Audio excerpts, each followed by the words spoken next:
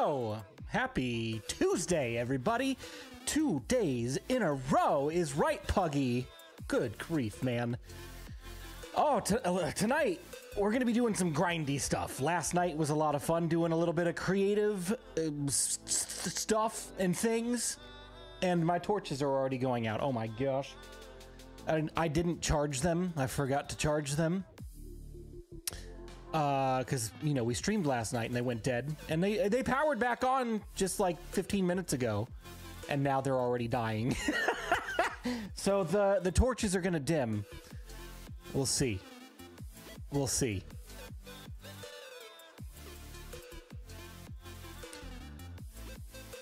Drew, I don't mean you. I don't mean you, okay? I don't want people that know me in real life to say, "Hi, I'm so-and-so." I'm not trying to get doxxed, all right? I don't want people knowing who I am and finding out where I live. That's all I'm concerned about.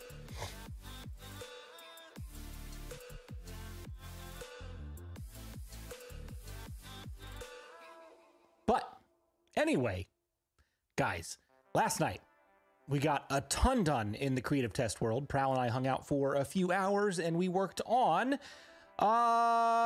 building out the beginnings of our Nether hub. And tonight I am back to the grind, getting the storage room prepped and ready for the next episode.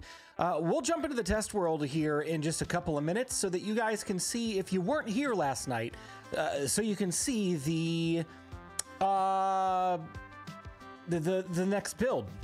Man, oh man, it's absolutely crazy. If I seem like I'm half asleep as well, I kind of am. Dude, I was so tired.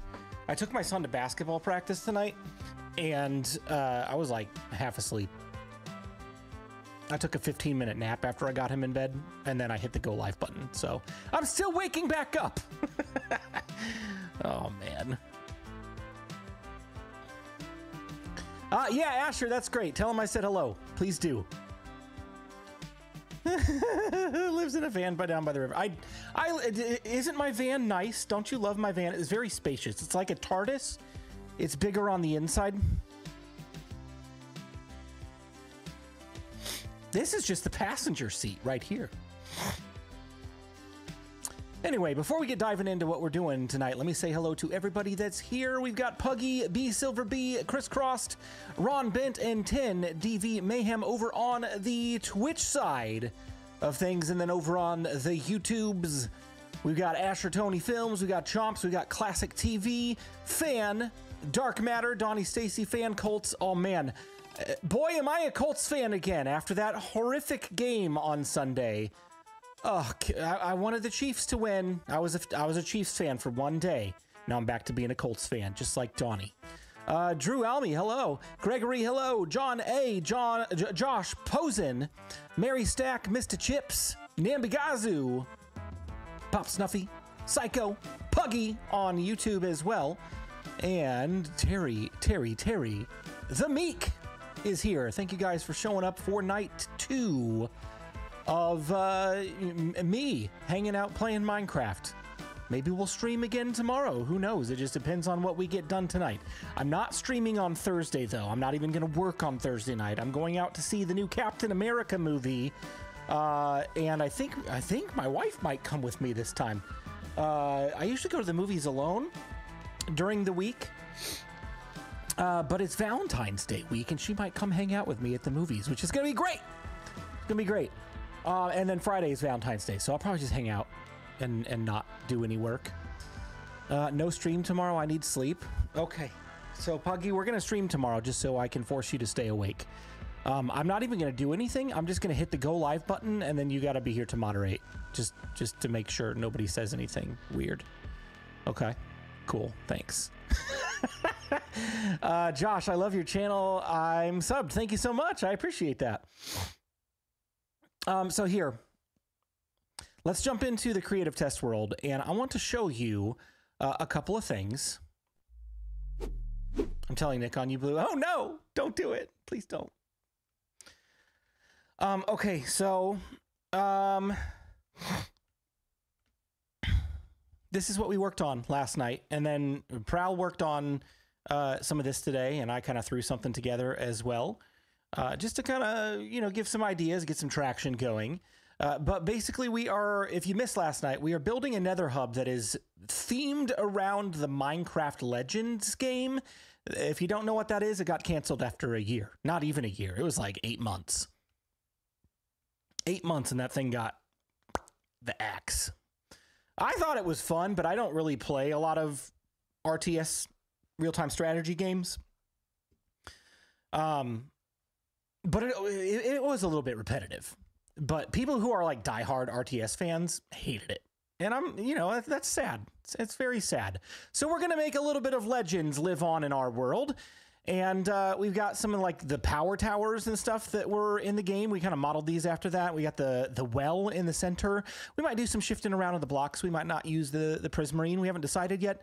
And then these are like the scatter towers. And Prowl and I got into a debate today about how to build. And obviously I'm correct. Why is my music not playing anymore? Hello, music. Hello. Please work. Oh no. Apple Music has decided to poop out on me again.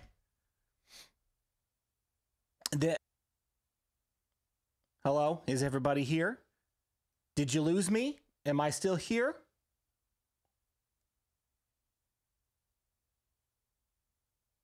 Is everybody here? Hello? Boobity boobity boo?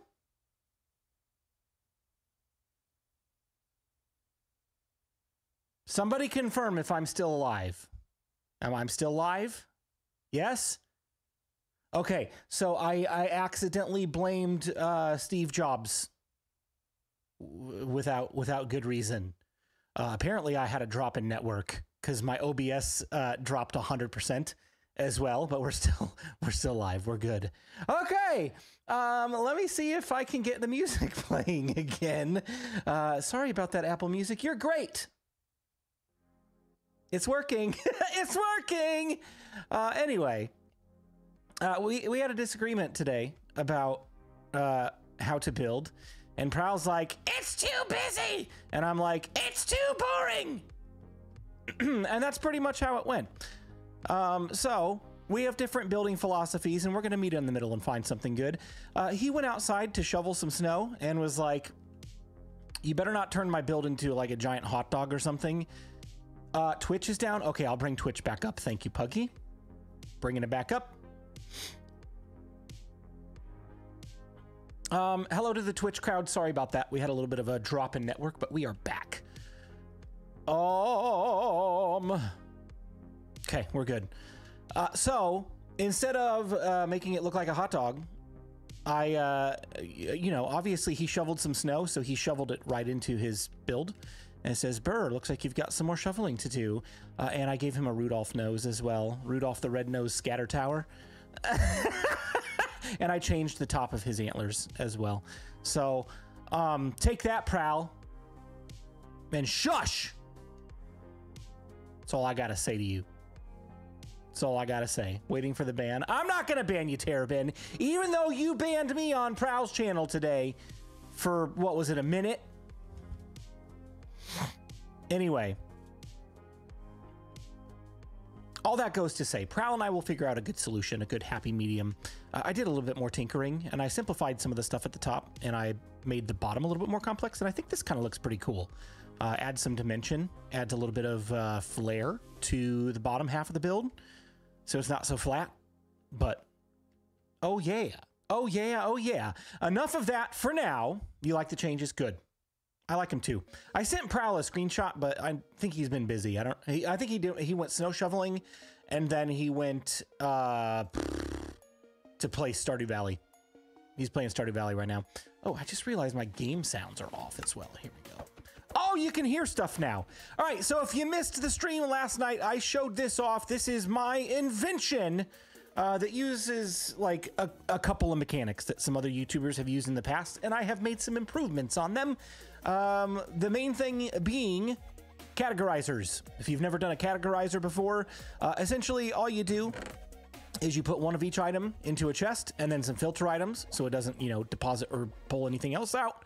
And then you can put up to 27 different items in these categorizers. You cannot do 54. You cannot do a double chest because the way that pistons work in Bedrock Edition, this only works in Bedrock Edition, by the way. When this pulls this chest up out of the way to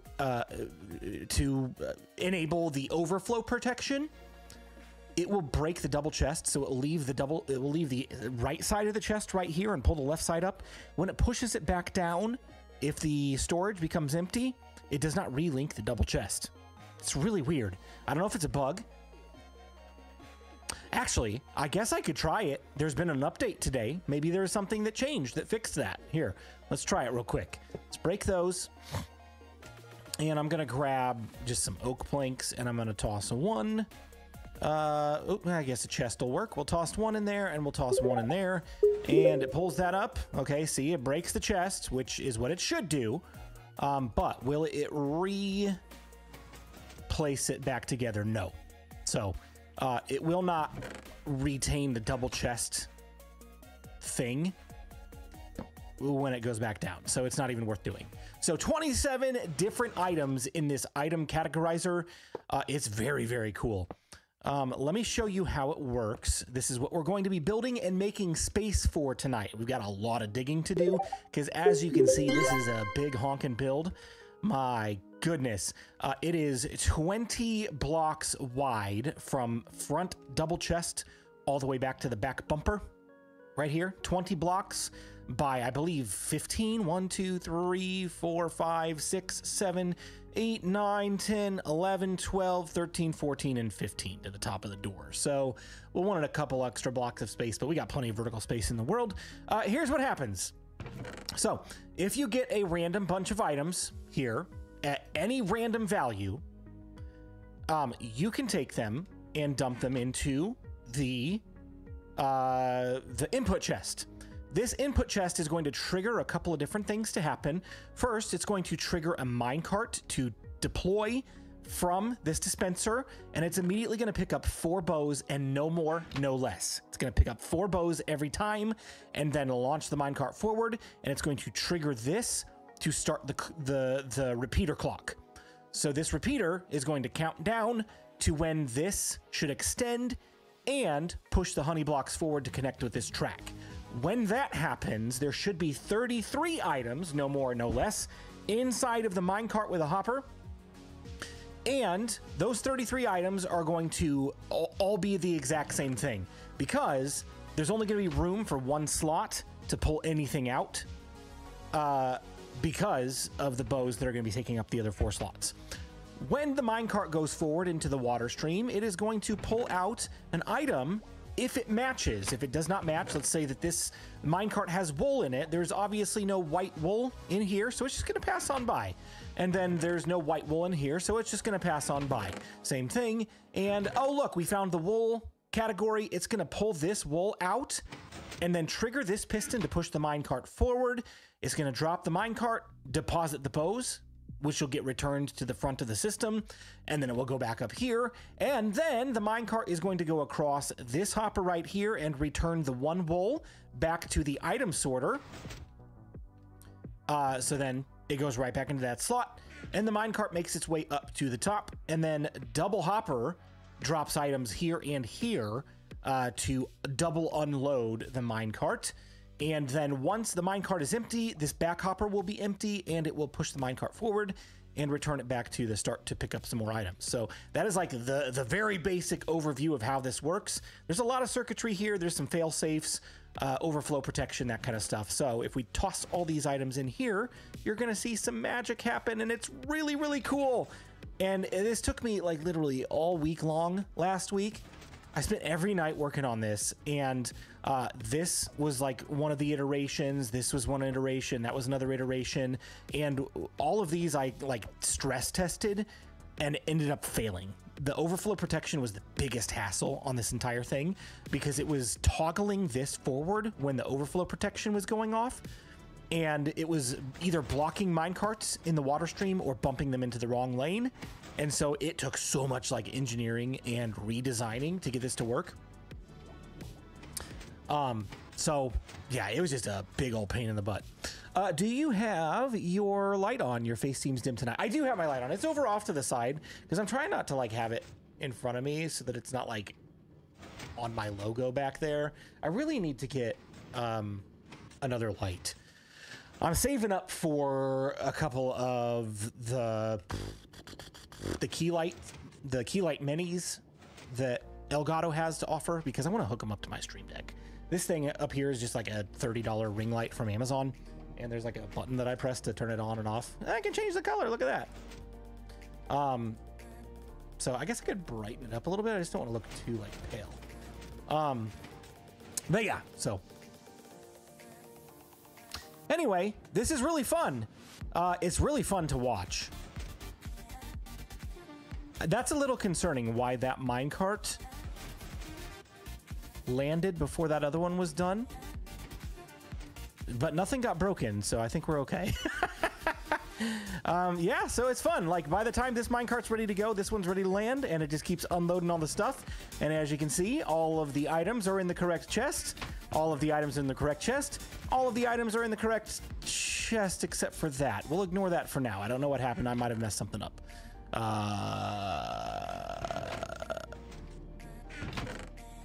We're gonna have to see on that one.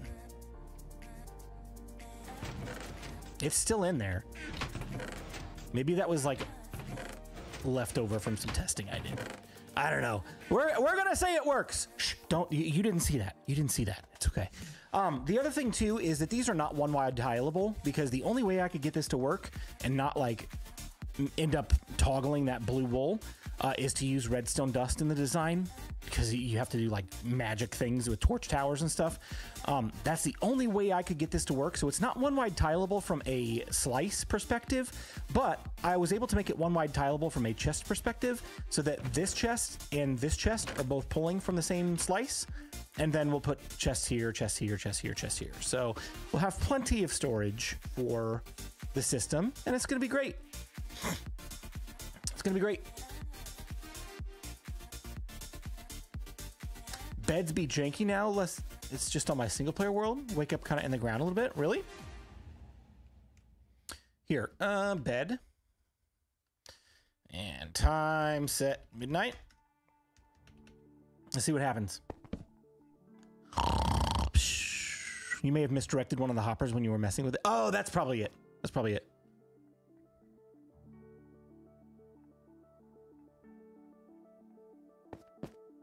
I woke up above my bed. I don't know. I don't know what the deal is. Not give. Time set noon. Nope, not non. Time set noon. There we go.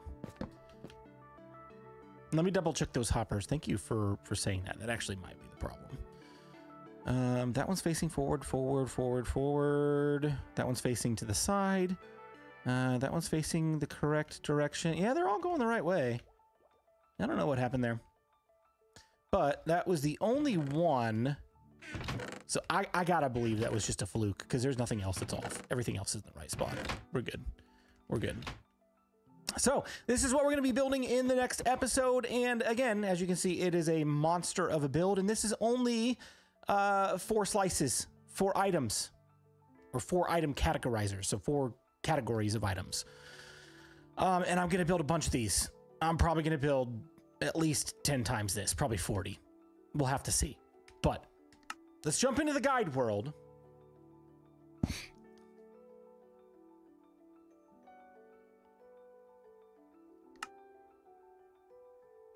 And we'll take a look at where we're going to go. If my computer gets a little laggy, then I'll make some changes here, but I think it looks okay for right now. My camera's not even lagging, which is great. I have my camera account turned on right now. It's AFK over between the iron farm and the wool farm, so we can get plenty of resources while we're working. Here, temporary secret button. Don't tell anybody about it. Here's where we're working tonight. Okay, I showed you guys this last night. Oh man, the lag. Puggy, don't make me go chop the bottom half of a tree down. Don't make me do it. 1, 2, 3, 4, 5, 6, 7. We need at least 13 more. I might give myself a couple more blocks of space. So that is literally all I have planned to do tonight, is to just go around and chop, chop, chop. That's it. Speaking of chop, chop, chop, I need some torches so that we can actually see. Hello, I'm from Brazil. Hey, welcome. Welcome, welcome, welcome. Thanks for hanging out with us tonight. Hope things are going well where you're at. Let's go ahead and toss the rockets. We don't really need them. Actually, no. No. Let's not toss the rockets. Let's go get some carrots. Oh my gosh, I'm kind of scared to go up here right now. I'm kind of scared. Apparently, I've been AFK with my portal on, and a ton of piglins have been spawning and going into the nether. There's none in here right now. I came out earlier and there were like 30 out here. They must have all gone into the nether. It's fine. That storage categorizer is awesome. It is pretty cool, isn't it? I'm really proud of it. Because I took some like generic mechanics from what I saw other people do on YouTube, because it like literally there's only one way to do that. But the rest of the circuitry, it was like completely my own design, came up with it myself, and I'm really proud of the work that I put into it. I'm really excited about it. And then Rebel has been helping me out behind the scenes with another piece of the storage system that's going to come later, after the multi-item sorting episode. And it's pretty cool as well. So lots and lots of cool stuff going into this storage system. In my school, we study English. That's awesome.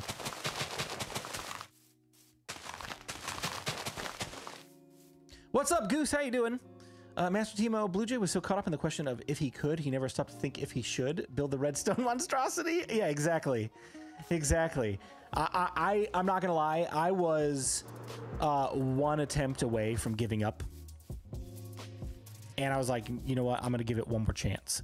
Because I was getting frustrated. I'm like, you know what? I'm just gonna say heck with the item categorizer, or heck with the overflow protection. We're just gonna do something simple. I'll copy somebody else's design and give them credit, and that'll be that. Because, like, you know, episodes gotta happen, videos gotta get made.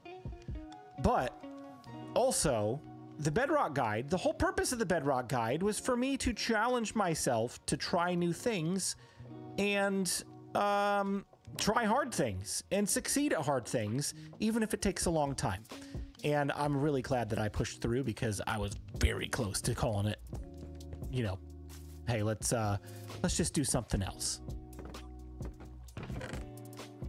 And it's a good feeling when you really try hard at something and it turns out the way you'd hoped.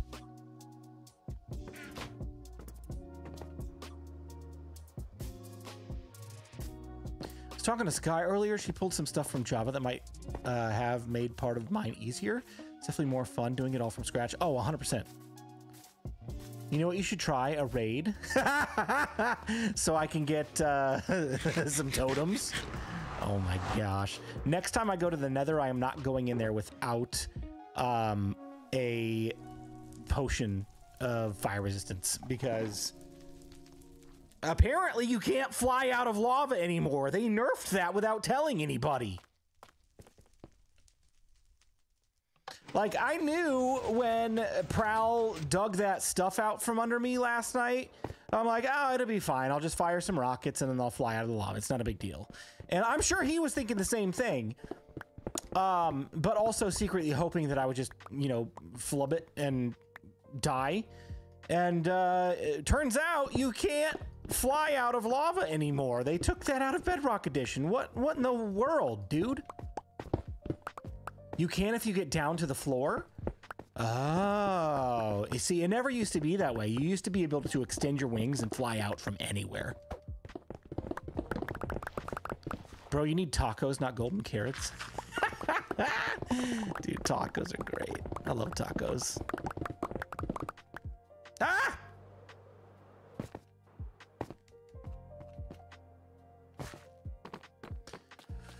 Paul's all out of totems too. I think the shenanigans of doing a collab raid or two would be hilarious. That'd be kind of fun. Maybe maybe the next time we stream together, because I think we're talking about going end raiding. Maybe the next time we stream together, we'll start with a pillager raid or two. Because gosh, I got to get some practice on those. Because I need to do a pillager raid or two on my hardcore world when we get back to that at some point. Because I don't want to die. I don't want to risk too much. Especially if we're falling in love with the build style in the world, right? My wife works at Chipotle now. Dude. Does she get to bring home, like, free food at the end of the day? I would do it every single day, and I would never get tired of it.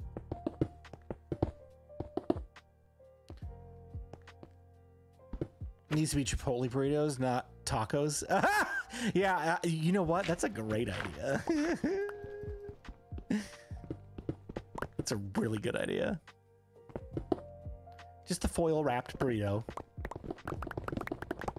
Everybody will instantly recognize what it is. I'm carrying my burrito. I'm hungry. Dude, I've been trying like for years. Been trying for years to get them to sponsor me with like lifetime supply of Chipotle. I'm there like several times a week. One year I was in the top 0.5% of loyalty customers in terms of points. Top 0.5%. My wife was not really thrilled with that statistic, by the way. She's like, you what? How many times a week do you go?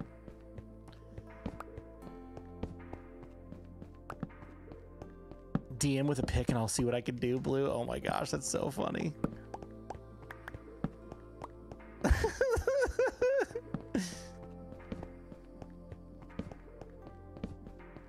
No, but she gets a 50% discount. Dude, 50% is better than nothing, right? I had fun watching Prowl dying with the command block. Dude, that was so funny. I killed Prowl 54 times, apparently. It was awesome.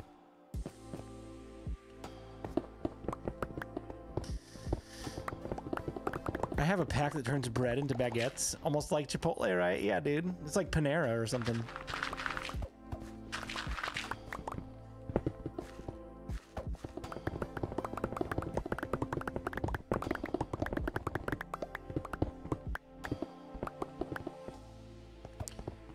Darn, I could have sent one over today for you, Blue. I had Chipotle today. Nice.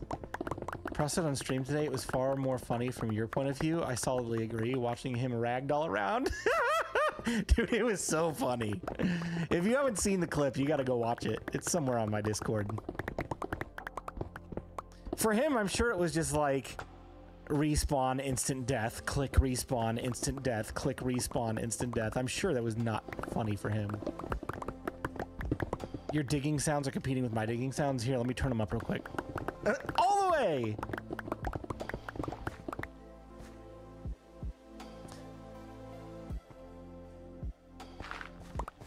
Your clip on Discord should be overdubbed with that song. That's what friends are for. Too bad copyrights. I know, right? I know. Yeah, don't. I've already told somebody this tonight. Don't share personal information online. It's just not a great idea. Unless you know who you're talking to, just don't share personal information. I mean, I'd like to think that we're all friends here, but I don't know everybody here, and neither do you.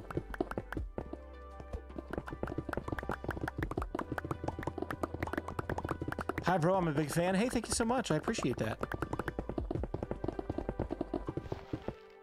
I appreciate it. Also, online, you never know who you're talking to. Yeah, right. For sure. Yep, we're big like online safety people in our house. Our kids are very young. They're not going to have social media for a very long time.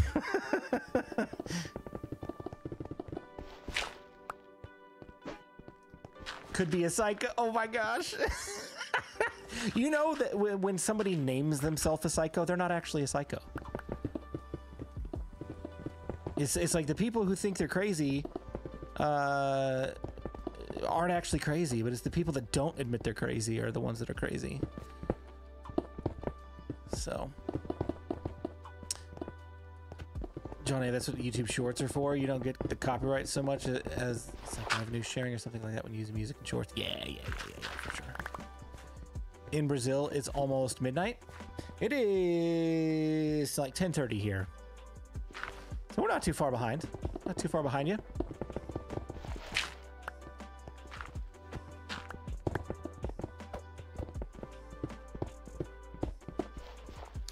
So, Puggy. You mentioned earlier that my lighting looked a little bit more dim. That also could possibly be because my overhead light, I've turned that off the last couple of nights just because I like how the blue saturated looks back there. And you don't get that with the lights on. You just get like kind of the perimeter. And I've been kind of like going back and forth on which one I like more. Obviously, you can't see the BluJay logo as well. You can still see it, but you can see the BluJay logo a lot better when my room light is on. So I don't know. I've been kind of going back and forth on how I want to solidify my lighting choice for streams. Ideally, if I had a spotlight to put on the sign, I'd put a spotlight on that and keep the lights off. It should be orange though. Buggy. You just never give it up, man. You never give it up. Just never give it up. Orange. And orange. Is that better? Does that make you happy?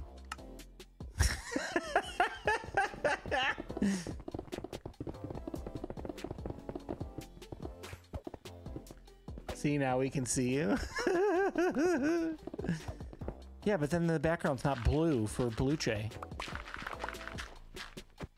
Light it up, up. I'm on fire!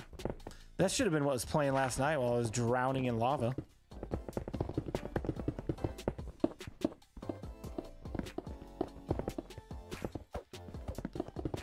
Can't believe Sunflower's standing for that change.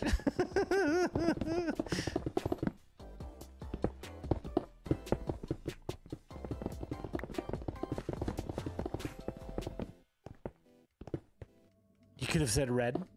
Well, that is true. It could have been red. Could have been red. Let's ditch some of the stone because I've got like 3 million blocks of stone, and let's get like some coal. Looks sunflowery to me. It could be it could pass as a burnt yellow, burnt orange.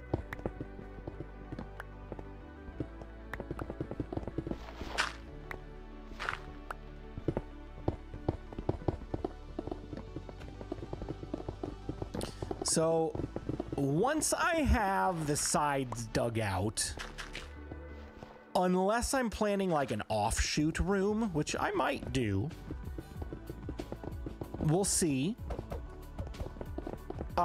We shouldn't have to dig this direction or that direction anymore. If I want to expand the room, it should just be that way. The main reason we're digging this direction is because the double chests are going to go like right there, and then 18 blocks of redstone has to go that direction. We've also got to dig down as well because not all of it is on surface level. We got a little bit of vertical digging to do as well.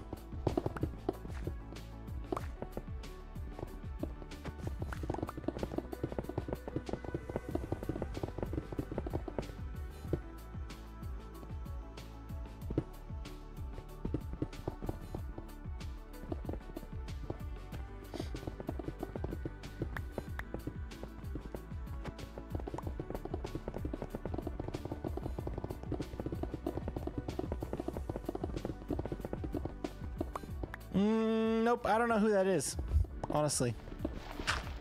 What kind of content do they make? Are you going to connect your main storage to your overflow silos? Yep-a-doodles. We sure are. So you know that input chest that I showed you guys for the multi-item sorting? That's going to be the very beginning of the storage system, right? It's going to be the very beginning of the storage system. Then from there, it's going to fill up those multi-item categorizers first. And once the overflow protection kicks in, any minecart that has those items on it are going to bypass the multi-item sorter, and they're going to go around to the various bulk overflow silos. And those will be categorized as well. Then what Rebel has been helping me work on, I'll go ahead and tell you guys, is a shulker loader attachment to go into the bulk silos as well, so that those will never get completely full. Once items hit that top chest, it's going to start unloading things into a shulker loader and send the shulkers off to a shulker overflow section as well. It's really cool. It's really cool. So the way this whole storage system is going to work together is pretty crazy, pretty stinking crazy. And it's all going to be connected with minecarts. I don't know that I've ever seen anybody do an all-inclusive storage system with minecarts. There's like partial storage systems with minecarts, but I don't know that I've ever seen like a layer by layer storage system that has minecarts as the delivery system. It's gonna be pretty cool.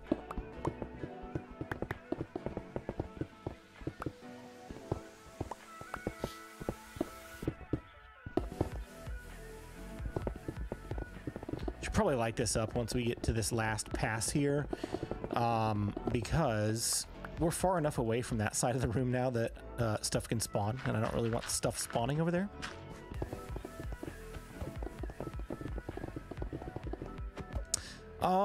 Guys, I'm not sure if my sound effects are working tonight. I apologize.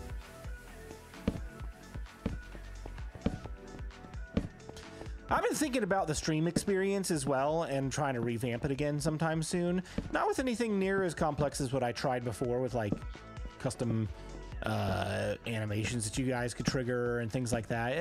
It just didn't work very well. The app that I used didn't work very well. But some of the redeems that I've had on here, I've had for a long time, and they just don't get used as often anymore. They're not as fun for people anymore, I don't think. So I'm trying to figure out some new ways to get like the streams to feel a little bit more interactive with some fresh stuff. It's working for you. Well, I cannot hear it. So let me try. Let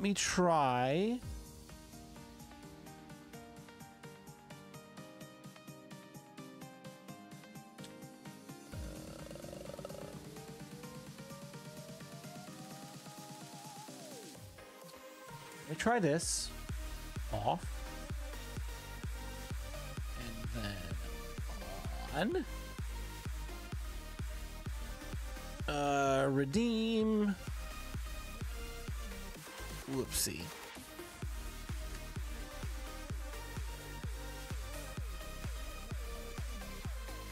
Whoopsie. Can I redeem my own redeems?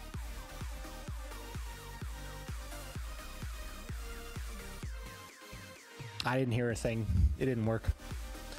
It did not work. I'm sorry. I'm not sure how to fix it midstream right now. BluJay, I got a question. I got about 70 filters set up for items at 64 stack. Can I somehow add 16 stacks and single stacks swords without tearing down what I have? Honestly, that is the one thing in my storage system that I have not allocated for yet. There are not very many items in the game, at least that I recall, that are 16 stack. It's like you've got your snowballs, you've got your eggs. What else? What else can only stack up to 16? Right? There's not a ton. And then your single item are mainly things like tools. Ender pearls, yep, that's right. That's right. Buckets. Yeah, so there's like buckets are interesting too, because buckets empty can stack to 16, but buckets full can stack to 1. So like, I don't know. In a storage system like this, I don't know how important it's going to be able to filter 16 stackables and one stackable or non-stackables. rather. I just don't know how important that's going to be. So I know for sure my multi-item sorter cannot do 16 stackables or 1 stackables. So if anything, it would have to go into overflow, which I could definitely do. Like I could throw in a stack of buckets in my item categorizer and it would just bypass all the chests because there's nothing for it to categorize into, and then it would immediately send it to overflow. So like there's ways to work it into a storage system, just send it to overflow. But yeah, aside from that, I don't know, like it's a totally different type of filter to filter out non-stackables and things like that. So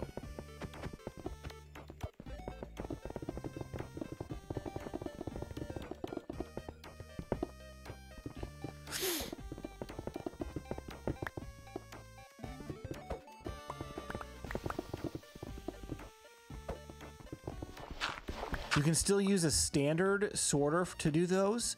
Yeah, so you would have to put more filter items in, right? To do 16 stackables. One, like single stack or non-stackables, I don't think you can use a standard sorter, right?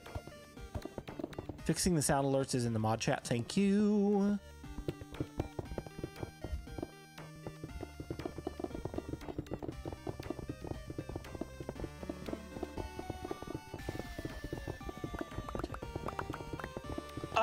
Yes and no.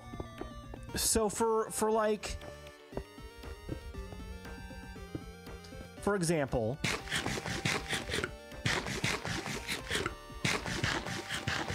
if I go up here to a standard item filter, right? There are 41 items and 4 filters, right? So these filters and these 41 items equate to 2 redstone signal strength. 42 items equates to 3 signal strength, which is what releases the filter to allow 1 item to go down into the storage system. If you only have 16 items in here, and then these 4, it's not ever going to trigger this. And furthermore, if it's only 16 stackable, it's not going to be able to pull anything else in as well. So you would have to add more filters to offset that number and do like 1 here. And then I don't know, what is it? Like 11, 11, 11, 11. Right? So 44 and then 1 and then filter it that way. But then you got to worry about overflow protection and stuff like that. So it gets a little tricky. Like 1 item stacks or non-stackables. I don't really remember how to do these. So 16 stackables give out different signal. They work exactly the same. Oh, really?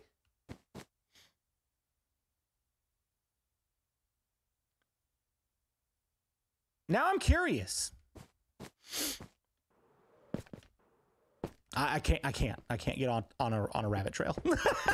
I was about to go grab like a stack of snowballs or something and test it out. So I might stand corrected. That may not be how that works at all. And my music stopped again. Where is my music? Apple? Hello? You want to play me something nice, please? Oh my gosh. I have ender pearls in my sorting system? Okay, well.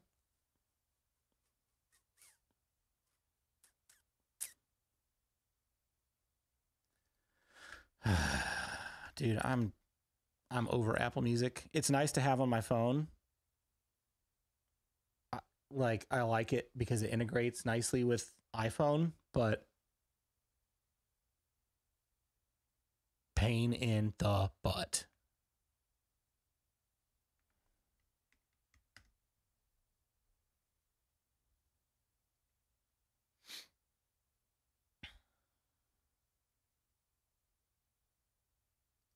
Playlists, live, shuffle.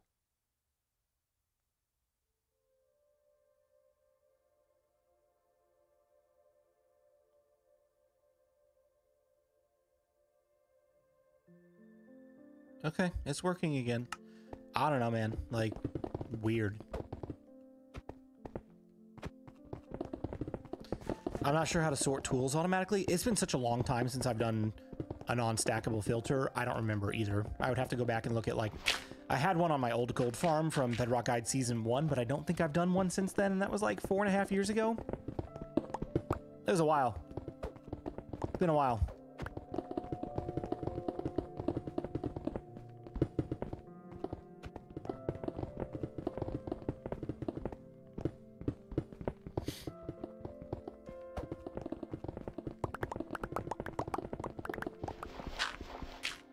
Five minutes later, the music stops. Yeah, it probably will. It probably will. You know what it is, though? I know what happened. I know what happened. It's because the lights weren't blue. That's why.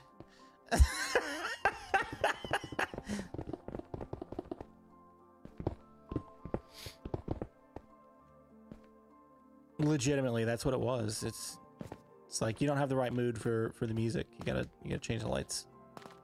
Change it back. No more orange.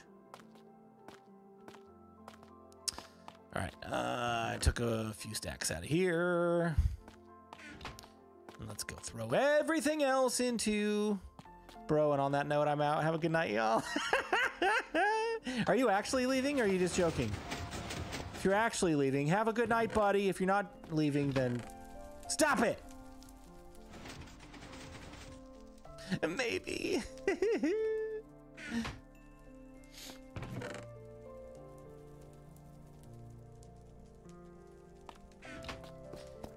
Here's why, right here, all of these stacks or all these double chests, this is keep those in mind. This is why I'm okay letting some stone despawn, because right now I've got 5 full double chests of stone, and in this one I've got almost a full double chest of shulker boxes. The only reason I don't have more shulker boxes in here is because I ran out of shulker boxes. So yeah, I've got plenty of stone. We've got stone for days. It's gonna last a while. He's not really leaving. Puggy's not going anywhere.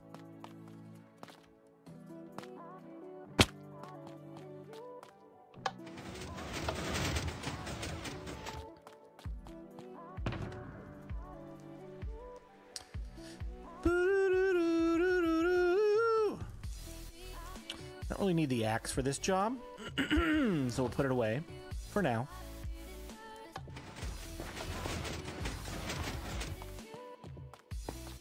All right, let's go. All of that time, and we got through 1 layer. 1 layer.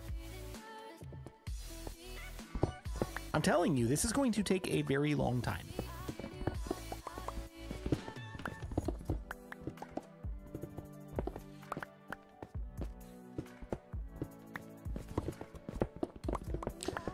So, we're going to stream for a while tonight. It's already almost 10 o'clock, right? Is it almost 10 or is it almost 11? Yeah, it's almost 10.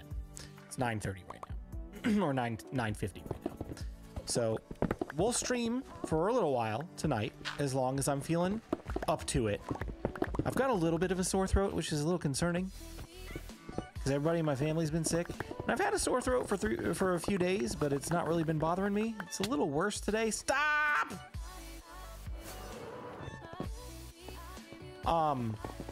But hopefully I'm not getting sick. I would love not to get sick. But as long as I'm feeling well and my voice doesn't give out, we'll keep streaming for a while tonight and get as much of this done as possible. And like, legitimately, no joke, if we need to, if I'm feeling up to streaming tomorrow, then maybe we'll stream for 3 nights in a row. We'll have to see. At any rate, this has to get dug out. So I'm either doing it with you guys or I'm throwing on a movie and doing it myself. Which, you know, I'm kind of an introvert. I may like sound like an extrovert a lot of the time, but I'm an introvert a lot of times. And like sitting in silence is my recharge. So we might be recharging tomorrow night, but we'll see. We'll see. I need a shell farm. I know. Prowl and I are going to do a collab on one of those sometime in the near future. Place items into an input chest, then can items go to an item categorizer to separate the items into different storage lines with water streams to go to the items chest storage. You could do it any way you want. You absolutely could do any way you want. If you want to create an item categorizer that sends wood stuff into a separate water stream, 100% you could do that. If you want to create another item categorizer that will send stone things into another water stream and carry it to a separate silo, 100%. You can get as complex with storage as you want. That's what makes storage in Minecraft really cool.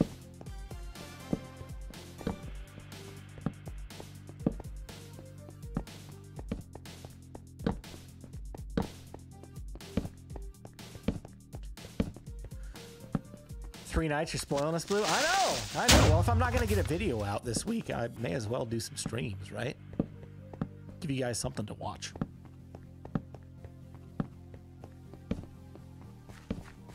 Oh, get out of here. Hi. Stop it. You're not even that scary. Not even that scary. Not at this point in the game. I got a farm with a ton of your friends in it.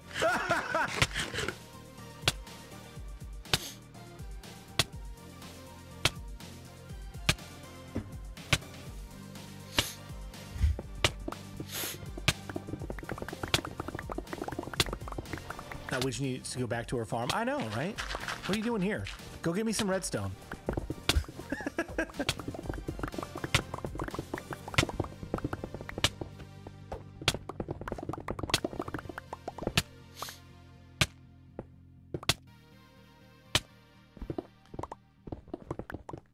When protection armor started working against poison damage, it made witches far less scary. I know.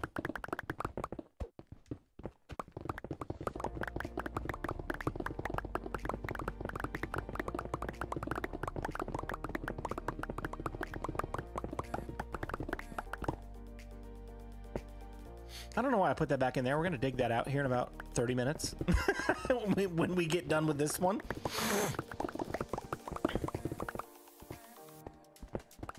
I honestly kind of miss how scary them and the Wither used to be. The Wither is still pretty scary. The Wither is pretty difficult on Bedrock. I'm still terrified of the Wither every time I fight it for the first time. Once you get a beacon and stuff, it's not a big deal, but I don't know, man. I'm still like... I'm terrified to fight the Wither on my hardcore world. Because you know me. It only takes once.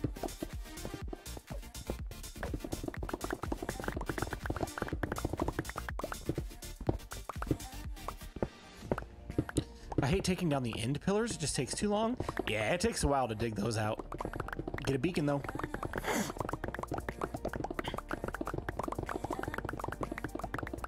Not with the bug right now. No wither effect.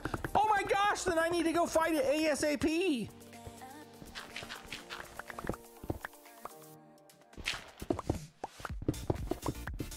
You'd think that would be priority number one for them to fix. Like, that's a pretty major whoopsie in the game. The wither fight is like it's like a boss level in any video game. And if you got a bug in your boss level, that seems like a big deal. Just watch out for the mid-stage wither skellies. They still wither you? Okay. Good to know.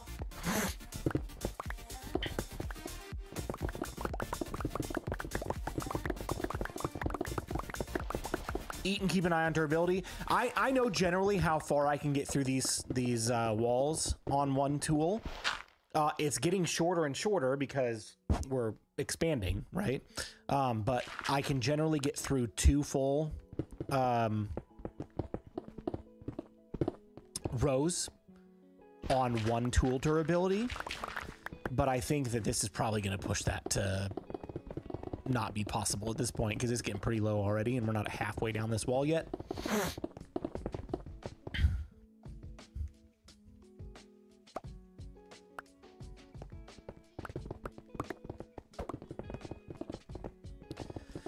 The other night I was just hanging out watching a movie. I was watching Captain America, the First Avenger. the first one from way back in the day. I kind of got that itch to start rewatching through the MCU again. It happens about once a year, once every year and a half.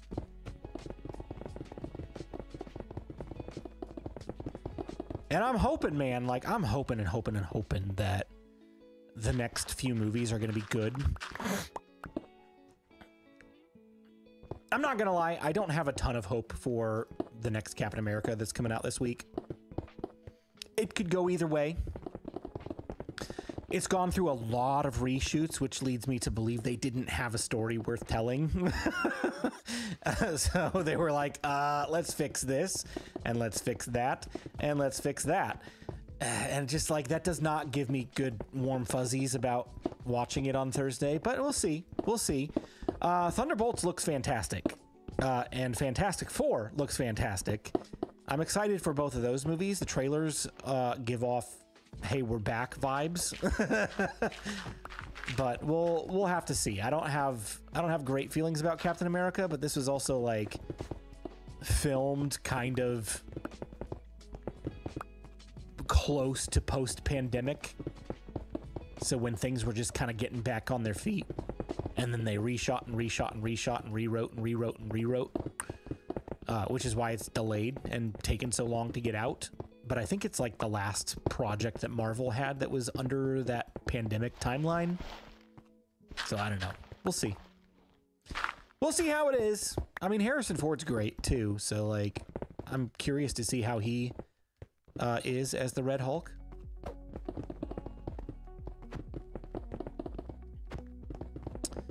Currently halfway through Agents of S.H.I.E.L.D. for the XXX time. Dude, that is a great show. I really, really enjoyed Agents of S.H.I.E.L.D. I'm kind of sad they didn't do anything more with it. I've not watched any Marvel since Endgame. There are some gems. Like, there's some good stuff. There are some definite good shows and movies that are worth a watch, and then there are also some things that I'm like, well, that's a one and done for me. I don't need to ever see that again. You know, and like, I'll probably watch it on my watch through just because it's like, it's the connected story, so why not? But like, I was not a fan of Agatha all along, and I loved WandaVision. Like, Agatha's character was great in WandaVision, and the whole mystery of that show was awesome. It was really good. And then Agatha all along, it drug and drug and drug on so long. And the twist end at the end of the show, in my opinion, was not worth the journey. Like, it was decent, but it was just not a great show. I felt the same way about Secret Invasion. It just felt like you introduced a character that has the powers of every Marvel character that ever existed in the Super Skrull. Where do you go from there? How do you nerf that character in the MCU? Or do we just like sweep her under the rug and say she never existed?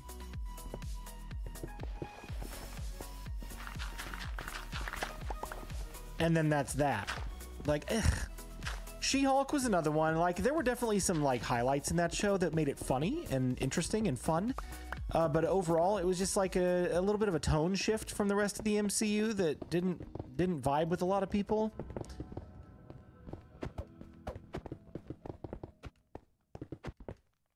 So I don't know, like there's been some good stuff, there's been some not so great stuff, there's been some mediocre stuff. I would say most of it has been mediocre. Guardians of the Galaxy 3 was one of the gems for me. I was like, yes, that's a great movie. I know a lot of people hated Ant-Man Quantumania. I actually really liked that movie.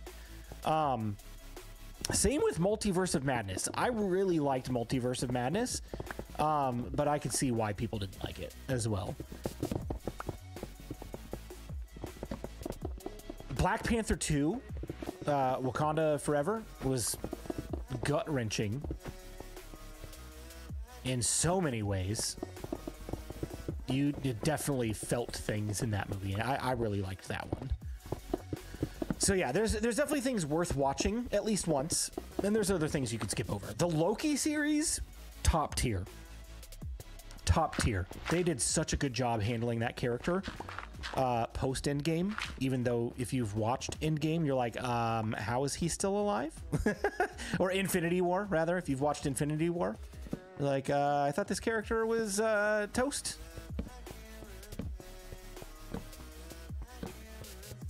I'm tired of the political agendas in movies and TV. You know, honestly, I think a lot of people are. I think people just want a good story. I know that's kind of like a hot button topic and a controversial thing to say, but honestly, like, I just want a good superhero movie. I just want people to tell a good story. That's it. Video games and movies were meant to escape reality. I 100% agree. 100% agree. And honestly, I think the numbers have shown that. I think the numbers of people watching things have reflected that sentiment. Like, you know what, we're kind of over being like reminded of things that are hard to talk about in real life. We just want a superhero to save the day and fight some bad guys. That's all we want. Like, let's get a good origin story again. And I like, that's why I'm so stoked about the Fantastic Four. The Fantastic Four movie, like, it looks like, how did I describe it? To me, it looks like Marvel remembered who they were. And it just looks like a great superhero movie. I don't know.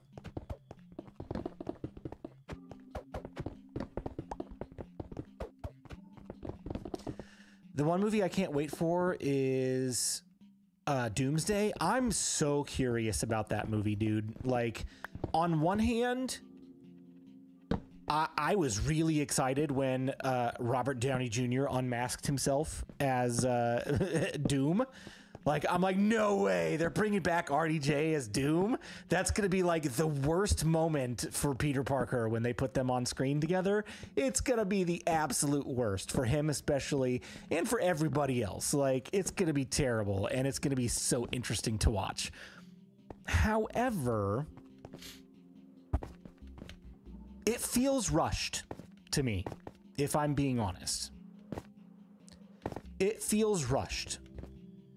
And what I mean by that is we have had, what, Endgame came out in what, 2019? 6 years ago.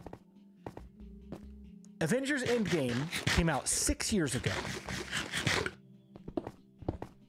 And in those 6 years, we have had one-off movies, some great, some not so great, some like the likes of Shang-Chi. Shang-Chi was awesome. Let's get a Shang-Chi sequel as soon as possible. That was so good. Great humor, great action, great story. Shang-Chi was top tier Marvel. We've not seen that character again since then. Not even in a post-credit scene. Like, just gone. Off the map. Then you've got a story like WandaVision, and, you know, followed up with Doctor Strange in the Multiverse of Madness, and you've got Doctor Strange in that movie. We haven't seen Doctor Strange again. We haven't seen Thor again since Love and Thunder. It's been such a long time since we've seen these characters, when they used to focus in on, like, here's the team. Here's the team. Here's the Avengers. We're going to tell an Iron Man story. We're going to tell a Thor story. We're going to tell a Captain America story, and then we're going to put them together to fight something together. And they haven't done that. And so I'm worried. I'm worried that they are relying so heavily on nostalgia for Doomsday that no one's going to care. And honestly, that's what happened with the Justice League. The Zack Snyder Justice League movie, no one cared except for your diehard Zack Snyder fans. Because it was like, the only two characters we've ever seen on screen together are Batman and Superman. So why do we care about Wonder Woman?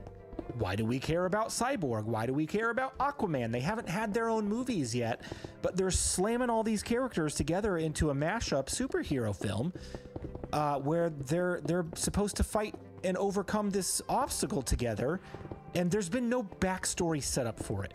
That's what I fear Marvel has become in recent years, where we've seen all of these one-off characters and never heard from them again, and it's been so long since we've heard from them that it's going to feel awkward to put Shang-Chi and Thor on the same screen.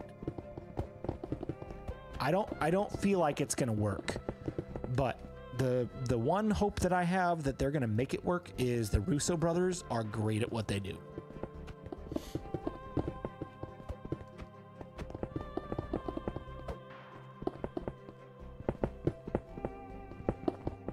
Just keep giving us more Deadpool and Wolverine.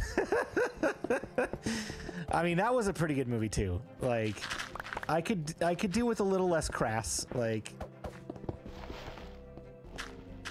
but the overall story, again, it was like they told a good story. That's what people want. Puggy, have a great night, sir.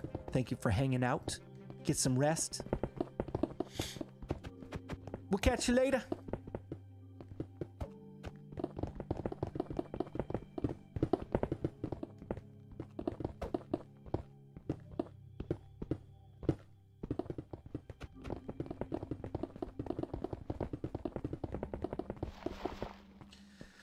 Aren't you blasting things with TNT anymore? I mean, yeah, but here's the deal. I don't have a ton of it, and I don't really have sand to go blast or to go craft TNT with. So it's as broad as long. I'm going to be digging blocks anyway to get TNT, and then I'm going to have to repair stuff. And I've got a haste 2 beacon on both sides of this room. It's going to take the same amount of time. So I'd rather just get this done. See, with everyone forgetting Peter Parker from Far From Home, everyone from MCU forgetting about him, but the theory is that Hulk will be the only one to remember since he was Bruce. Oh. Interesting. Hey, Timberwolf, welcome back. Yeah, I am curious to see how they're going to wrap that story. Because they left that as a massive cliffhanger. They cannot end with everyone forgetting Peter Parker. They cannot end with that. There's got to be a follow-up. Just admit mining in Minecraft is super therapeutic. Oh, it is, for sure. It is, for sure. I mean, that's how we got on this whole Marvel conversation, is that I was doing this the other night watching a Marvel movie. It's what I do. Like, what other video game can you throw on a movie and play a video game? Like, you just can't. Because there's other games that have, like, dialogue and stories and missions and things that you got to do. This is grindy work. Let's throw on a movie. Or let's hang out with the stream chat and, you know, talk to everybody. Minecraft is a unique game. A very, very unique game.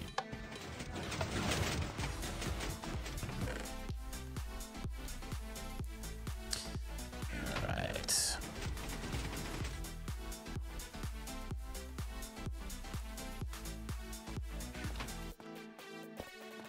Let's go grab some of that cobble off the ground, because I don't have as much cobble.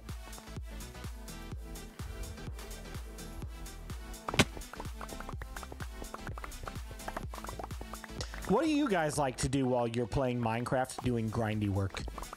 Do you watch a movie? Do you watch a show? Do you listen to an audiobook? Do you listen to music? What's your go-to?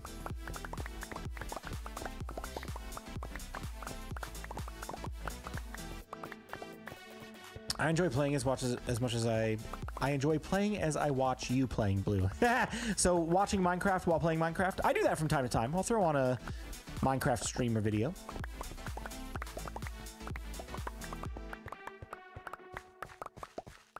I can do it with any game. That's my special talent. I couldn't do it, man. Like, if I'm playing a game that has dialogue in it, I cannot watch a show or a movie. Can't do it.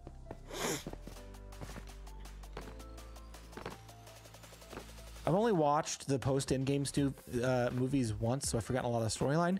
Honestly, there are some things from post-Endgame that I've only seen once as well. Some things I want to go back and rewatch, like the Guardians of the Galaxy. I think I saw that like 4 times in the theater. But I don't even know if I watched it since it's come to Disney Plus.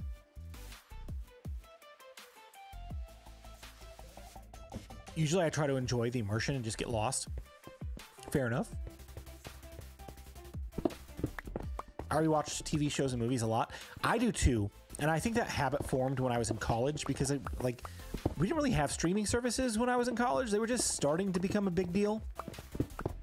Like, it was Netflix, and Netflix was like sending out DVDs and stuff to people. So we didn't have Netflix in our house. I got Netflix when I moved out. But I had like a handful of movies that I just replayed over and over and over because that's like the only thing I had to watch. We didn't really have cable. And I'm like, if I was doing homework or something and I want to watch a movie while I was doing homework, I don't advise that if you can't, you know, focus while doing that, but I could. But like my go-tos were like the Christopher Nolan Batman Begins and Dark Knight. The Dark Knight Rises was not out yet. The Pirates of the Caribbean trilogy before they made a couple more movies. Let's see what else was there. All of the Star Wars ones. And when I say all of the Star Wars, I mean episodes 1 through 6. That's all there was when I was in college.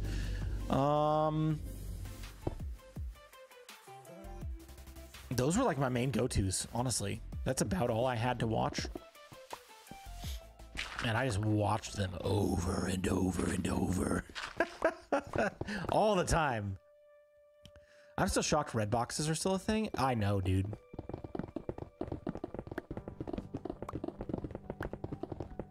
I'd have thought they'd have been out of business a long time ago. I'm curious, it's obvious that you're not a full-time Minecraft streamer, so what do you do for a living? Yeah, so I'm a future full-time Minecraft streamer, but until then, I do IT administration full-time. So my primary focus is on networking. So I manage our company's firewalls and switches and access points and things like that. So we do a lot of like monitoring and maintaining. I don't do any of the engineering. We've got an engineering team for that. But any like troubleshooting or break fix stuff, that's our team. So I primarily focus on network, but I'm also involved in other areas of IT as well, starting to slowly learn those. But yeah, so that's what I do. That's what I do during the day. My son is going to college for IT cybersecurity. Yeah, it's a great field to get into. There's a lot of job security there, especially in cybersecurity. That's heavily needed. You remind me of my science teacher last year. I don't know why, but it might just be the way you talk. Fair enough. Good evening, Life Taker. How you doing? Dang it, I touched my glasses and now I got a smudge. Ugh. People still own DVD players? Oh, dude. We have a really old van that was gifted to us by a friend right before my daughter was born. They were looking to buy a new car for themselves, and they're like, you know what, let's gift this to these guys. So we were very thankful for that. And it has a DVD player in it. So, and it's like it's starting to break now because it's so old. But yeah, we were really thankful for that. That was a huge blessing. But yeah, the DVD players, man, they're still around. Please, please, please become a full-time Minecraft streamer. I really enjoy your content so much. You know what I'm doing? I'm doing as much as I can to make that happen. How long have you been in IT, BluJay? I'm on the data protection side of the house. So I was out of college. I was actually a worship leader for a church. And I did that for about 10 years. And in 2019, after I had a couple of kiddos and just needed a change of pace, and a job that was a little bit more like steady and consistent with hours, I made the switch into IT. And so I've been doing IT since 2019. I was on help desk for a couple of years, and then I switched over to the admin team, and I've been doing admin work for the last 3 years. Yeah, it'll be 3 years here in March.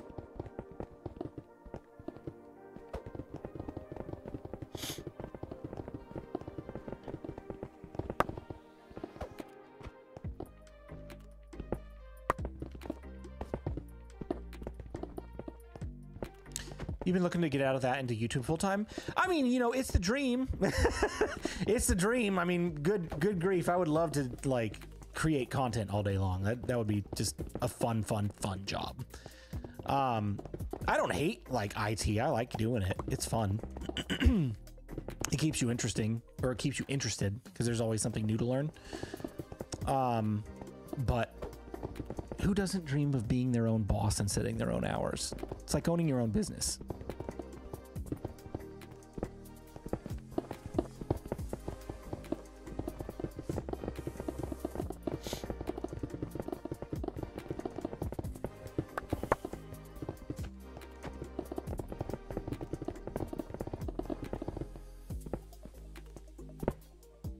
Being a worship leader also is what drew me to your streams besides Minecraft. Yeah, dude, I'm still involved with our church here in town. I'm actually on the team this week, helping out. I don't do it full time anymore, but I help out as much as I can. So I'm playing piano and singing one of the songs. It'd be great. There's a lot of money in being a Minecraft streamer if you get big enough. Honestly, like, there are a handful of Minecraft streamers that are like raking it in, right? Everybody else is making a good, stable living if they're successful, and then the majority of everyone else is just like, it's a side hobby that helps pay the bills, which is kind of where I'm at right now. Like, I make some money at it. It's definitely not enough to support a family of 5, but it definitely helps pay the bills, keep the lights on, get some groceries, be able to pay for a couple extra things here and there. Very, very grateful for where I'm at this stage, especially because if like I lost my job, this would not support me. Absolutely not. This would not support me. I need a full-time job right now. But, you know, if we ever get to the point where videos are just taking off and people are watching them, that's why I encourage you guys to hit the like button and share the videos with your friends. Like, stream donations and memberships and all of that, those absolutely help add to the overall revenue as well. And people that can do that, I'm very thankful for, because it helps push things a little bit farther forward. But I know not everybody can do that. And I don't ever want to like push people to expect them to donate or become members unless they just feel compelled to do that and can do that.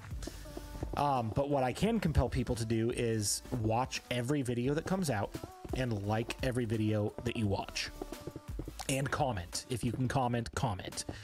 All of those interactions tells YouTube, hey, people like BluJay. People love the videos that he's putting out.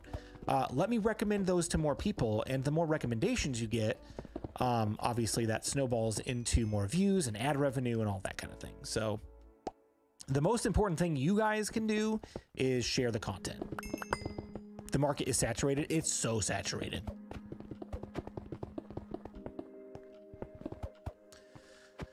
vidIQ always says, for a success channel, don't do Minecraft. It's true. It's very, very hard to stand out. That's why, honestly, that's why I feel like Prowl and I have gotten as far as we've gotten, and we're still not even as far as, you know, like people like B-Dubs or Mumbo, because they started years and years and years ago before the market was saturated. But Prowl and I have seen a moderate level of success because we started something that was not currently being done on the Bedrock edition, which is this series, the Bedrock Guide. There were a lot of Let's Plays, there were a lot of SMPs, but there were not a lot of people doing guides, and not anyone doing guides in a multiplayer format. And so we're like, you know what, this is a good idea. Let's give it a try. And we gave it a try, and here we are. Like, I'm happy with the level of success that we've hit, and if it never gets any bigger than this, you know what, we're hanging out with people talking about Minecraft and Marvel movies, and we're having a good time. So, moderator for Looney, and this year he decided to really focus on it. He's very slowly growing. Looking at his donation, it looks good. That's awesome.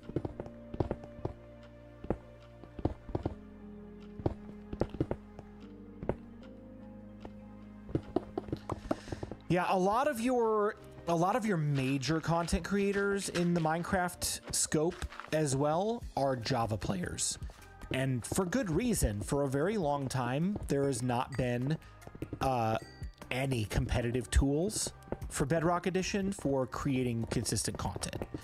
So, like a world edit, a replay mod, and a Lightmatica those are the things that I'm talking about on Java Edition, and not to mention like other mods that make the experience more fun, right?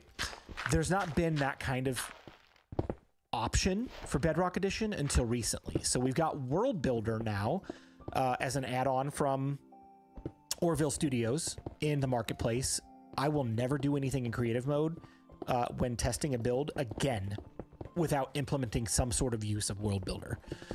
It's incredible. And then we've got Holoprint that just released for putting holograms in the world so we can build quicker in survival and place blocks in the correct place the first time without having to look at a screenshot or remember where things go off the top of our head.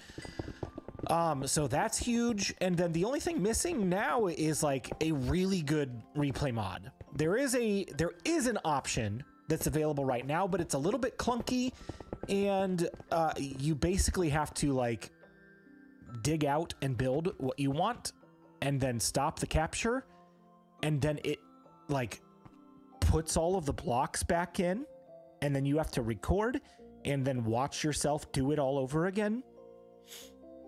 So if you got like a 15-minute capture, you have to record it again for 15 minutes and watch it all back. So like it's a little bit of a clunky implementation of replay mod. It does exist. It does not work great. Hopefully that's just the beginning. So ChatGPT recommended me to you. So you've made it into the AI's awareness. Let's go. ChatGPT knows who I am. That's great. What was the query? What were you asking ChatGPT? And what did it say?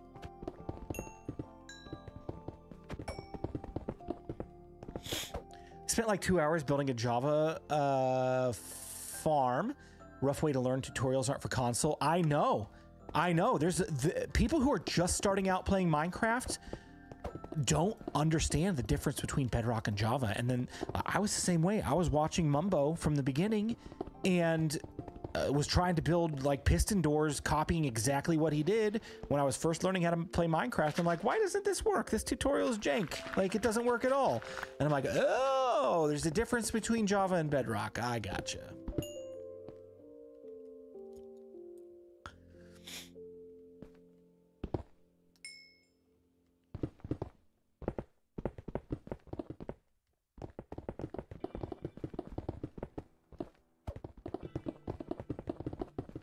So BluJay, I built your gold farm, but I don't understand where to place the pistons for the trident killer in your tutorial. When you say where it goes, it's hard for me to understand where to. I can show you here in just a few minutes. We're gonna go over there to repair my tools. So if you hang tight, we'll take a look together. As soon as I finish chopping down this slice right here, if this tool lasts that long, when we're done, we'll head over to the gold farm. ChatGPT is the precursor to Skynet, so it knows you. No! Why is your Discord command not working? I don't know.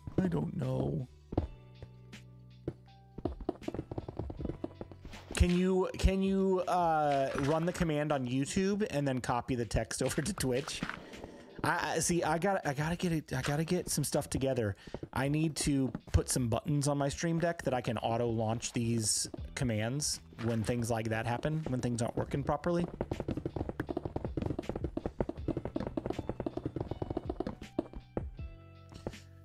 I want to ask for redstone parody, but I'm so scared to. I know, like, Prowl put out this video recently that the title is a little bit harsh, but it's clickbaity.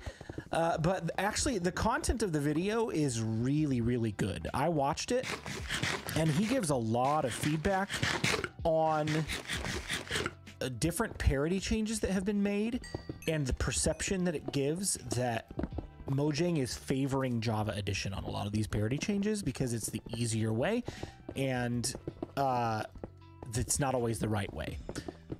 So if we're asking for parody for Redstone, like, we gotta be careful, because a lot of things that have been implemented in the last few years have been favoring the Java version, even if it is the worse implementation. So for example, one of the things he was talking about was golden apples, enchanted golden apples. They're very hard to find. You can't craft them. Enchanted golden apples are a rare item in the game. They should be an absolute top tier item, right? Minotaur, 35 months. Thank you so much. Getting closer to that 3-year mark. Let's go. That's a long time. Such a long time. But the enchanted golden apples were nerfed on Bedrock Edition to match the way that they work on Java. However, what was not taken into consideration is the fact that health regeneration is slower on Bedrock Edition than it is on Java. And so, because they nerfed the golden apple, or the enchanted golden apple, they severely nerfed our health when in situations like a wither fight. If you're fighting a wither and trying to grab a golden apple to offset some effects and survive, they've kind of like shot us in the foot a little bit with that change. And there's other changes like that that are not as extreme. Some of them are they changed it for parity's sake, but did not consider what the effect would be on the player experience on this side. So yeah, I just like there's definitely some things that need to be reconsidered, in my opinion.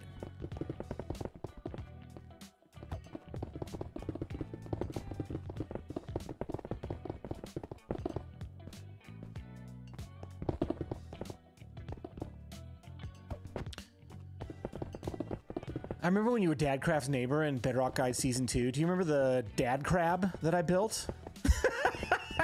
The prank that I pulled on him? I put a giant crab in his swamp or whatever it was. That was fun. Good times, good times. Dang it, I smudged my glasses again. I'm not used to wearing glasses again. I had glasses like 10 years ago, and I kept up with the prescriptions for the first couple of years, and then when I moved to Ohio, I just stopped, and I had the same pair of glasses for like 7 years, and then we moved back to Indiana, and we've been here for like 3 years, and this is the first pair of glasses that I've bought in actually 4 years that we've lived here. I've been really irresponsible, and my eyes have been getting worse. Not a ton worse, but just like edges of things are getting blurrier. So like the glasses really help. They're great. But now I'm like, I'm not used to wearing them. So I like scratch my eye and then like touch my glasses. So.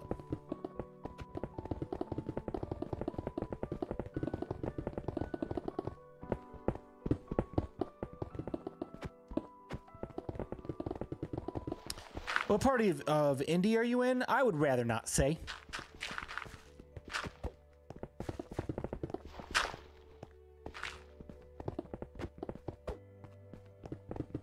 But Indiana's great. I love Indiana. I love the Colts. I hope they are better next year because they were horrible. The part with people. See, Eric knows. Eric knows where I'm at. The part with people. How you doing, buddy?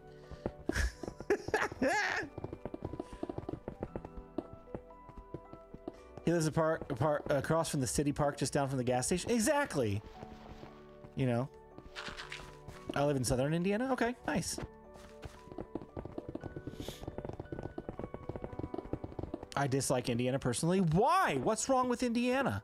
What do you got against Indiana?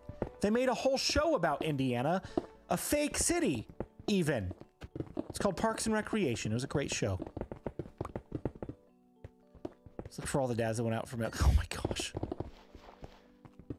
Don't forget driving distance to Chipotle. Oh, that's very important. You can easily triangulate my position by knowing which Chipotle I go to. Growing up, I hated it. Nothing to do.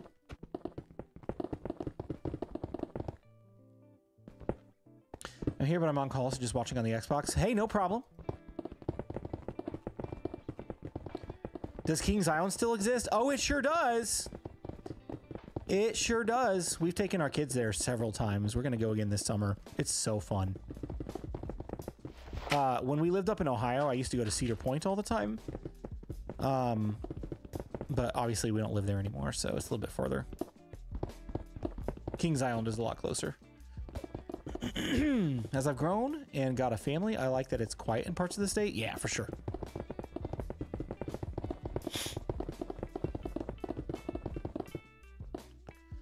Because I took a road trip to Ohio and Indiana added an extra 2 hours, one driving and one time zone change. Well, you just went through the wrong part of Indiana. It's like that weird part up in northern Indiana. Way up by Chicago. That is on the wrong time zone. The rest of Indiana is on normal time zone.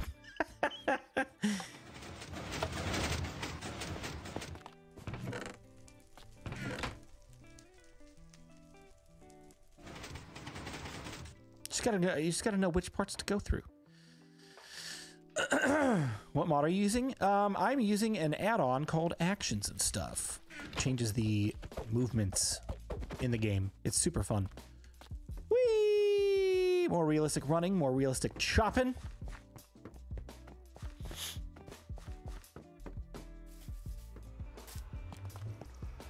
Sound like my coworker, he's in CST, he swears EST is wrong. No, EST is the way. It is the standard. EST does not stand for Eastern, by the way. It stands for every standard time. It is the standard time.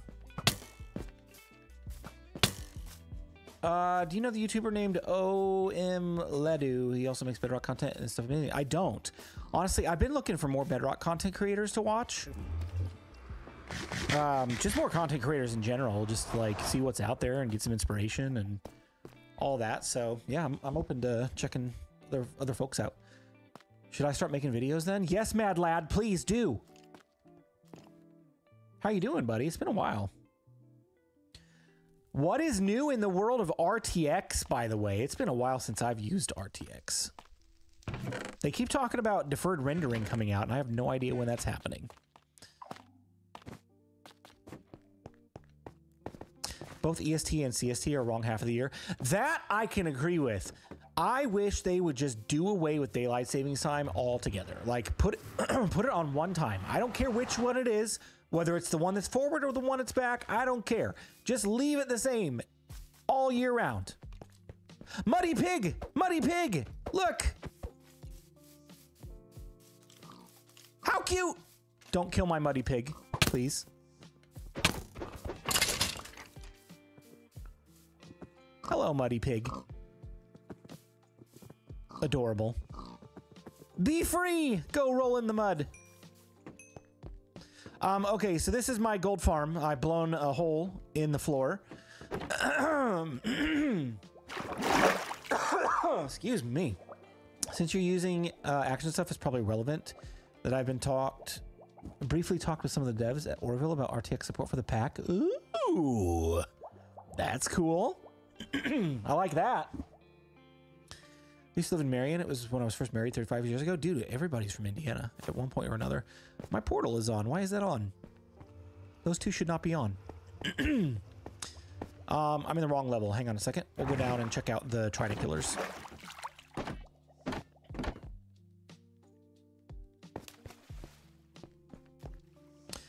I'm Lidu and Dallas Med. Dude, Dallas is classic, dude. That dude is classic. I used to play on an SMP with him. We didn't cross paths very often, but he's a nice enough guy. I like his content.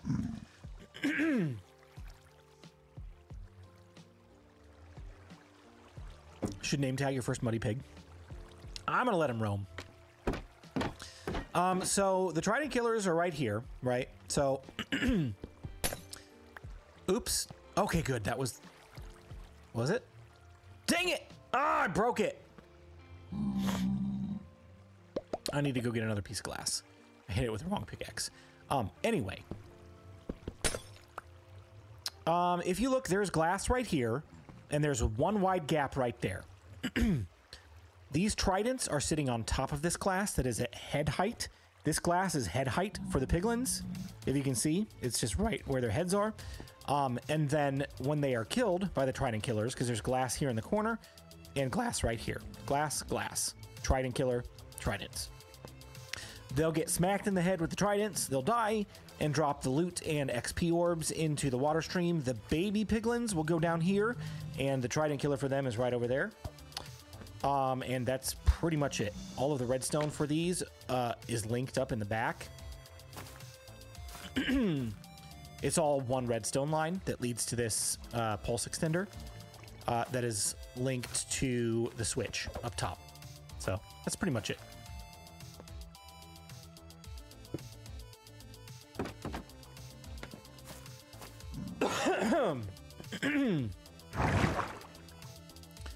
Anthony Richardson needs to work on his accuracy and turnovers. Yes, he does.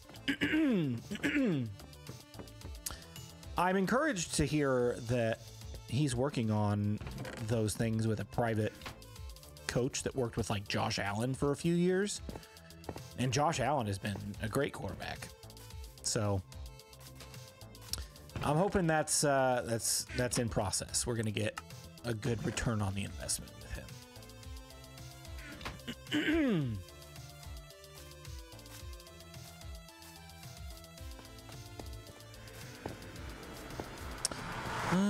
Where can I get... Do I have any more blue stained glass anywhere? I don't know if I do.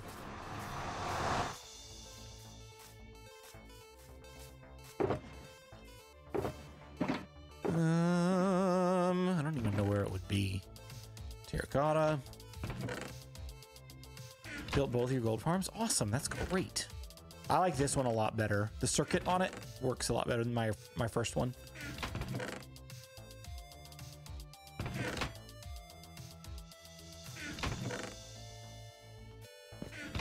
Gosh, I don't know where any glass would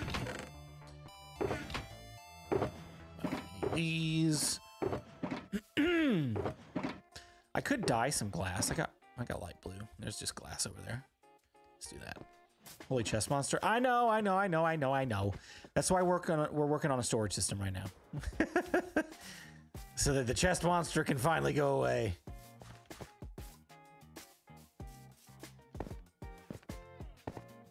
I just went right by the glass.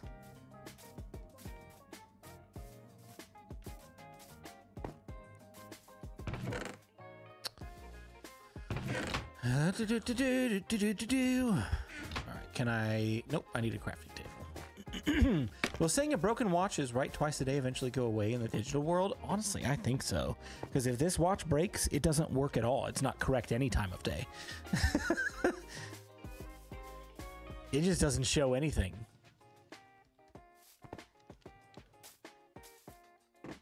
All right, let's flip the switch, turn it on, and get some XP going here.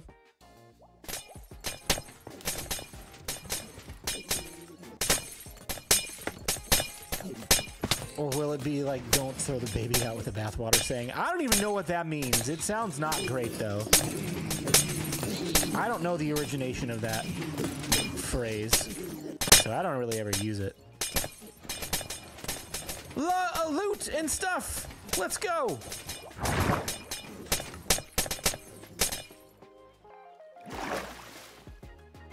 I need to finish this building. This is on my priority list right after we finish the storage system. I've actually imported this build into my creative test world so that I can design something and quickly get this built, because this looks like trash.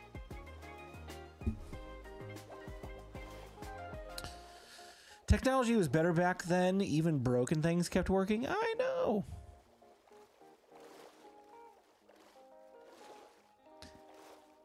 I know. Reminds me of an IKEA in a way. Dude, IKEA is great.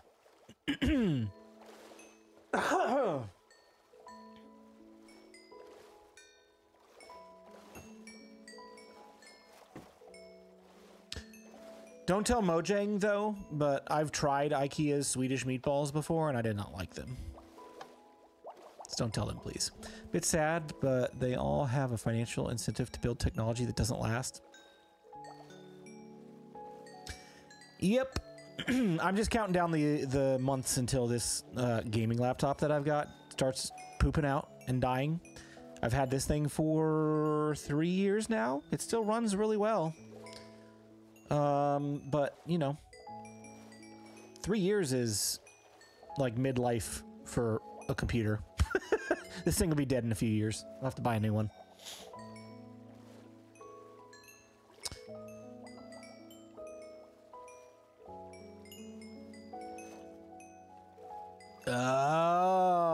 get it, Sunflower. I get it. I get it. No desktop? No, I don't have a desktop. I used to really like value the idea of mobility with my computer, so I could take it with me if I wanted to like go sit at a restaurant or something and edit a video or whatever. But I've really only done that a handful of times. So the next time I get a computer, it probably will be a desktop, and I really want to build my own. I've never done that before. I've always bought like pre-built. So I think it would be fun to build out a desktop. So maybe we'll have to do like a stream-a-thon or something later this year. See if we can make that happen. That'd be cool.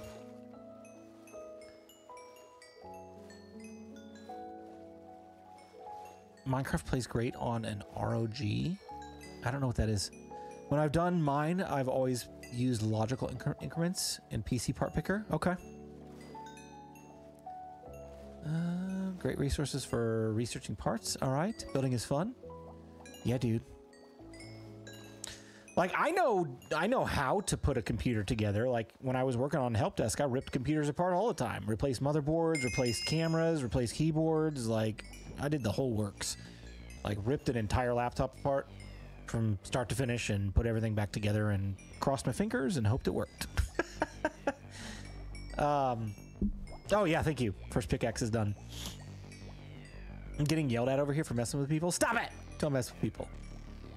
Except for do, because it's hilarious. But yeah, honestly, I think it would be really fun to build a gaming PC at some point.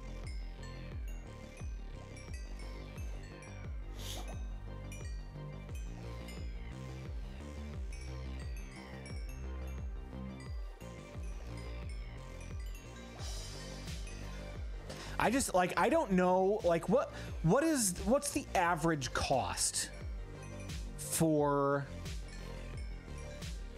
a middle of the road gaming PC? Because I'm not going to be playing anything that's like super intensive. Minecraft is the majority of what I play.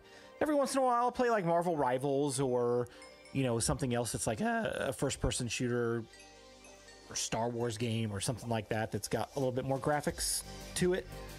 But I'm not looking for anything like major. So what would a middle of the road build cost me? What am I looking at? The other nice thing about my setup right now as well to consider, and I don't know if this is a consideration for a desktop build, is that I've got 3 monitors on my desk right now that I share with my work laptop. So when I'm working during the day, I'll switch the dock over to my work laptop. And I don't know that you can use like a USB-C dock on a PC, like a desktop build.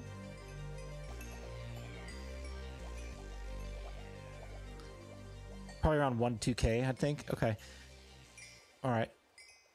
BluJay, you can buy the parts incrementally. You don't have to buy all at once. I know that, but like if I buy like a GPU, if I buy a GPU and I let it sit for a year and a half before I'm ready to throw it into a box and turn it on, it's already outdated. You know what I mean? Like, you do have an expiration date on when you need to build a PC if you're buying the parts incrementally. Like, it can't be over a year. It's got to be over like a few months.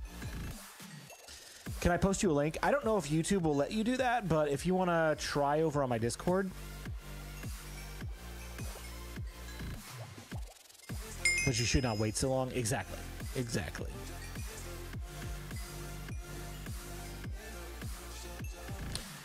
Yeah, the other nice thing about like buying a pre-built, because that's what I've done with my gaming laptops. I've had 2 of them now.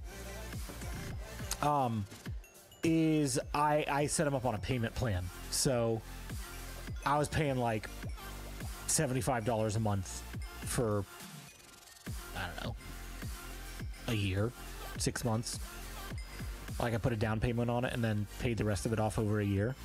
And I don't know if you can do that with like a build.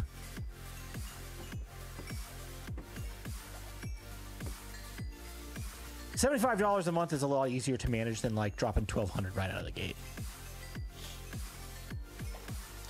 I'm in the lobby, but the join game button isn't working. Are you trying to join me? Some places you can do that with a build. Oh, okay. All right. I didn't know that.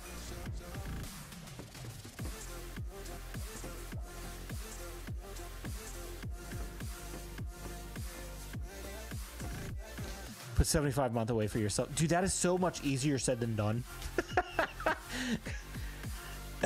Honestly, if I just stopped going to Chipotle, we'd be there probably. All right, I'll just eat turkey sandwiches for the rest of the year. That's all I need to do. But seriously, though.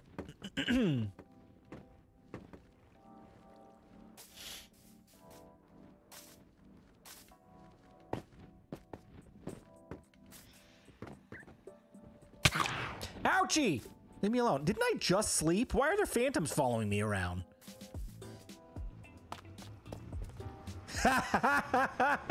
Free food at lunch.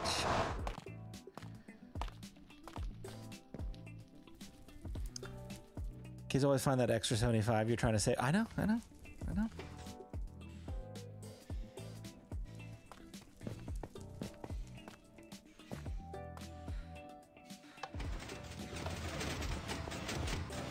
Can't believe you still haven't lit up your base. It's like a thing now. I can't do it. I'm not allowed to. World Builder is the add-on that you use that's good. I'm in creative and I need to move build over a few blocks. Can that do it? 100% can. It's so good. World Builder is probably my favorite add-on tool that's ever been made. Like, actions and stuff is a really cool visual pack, but World Builder is like game-changing. 100% worth the money to buy that.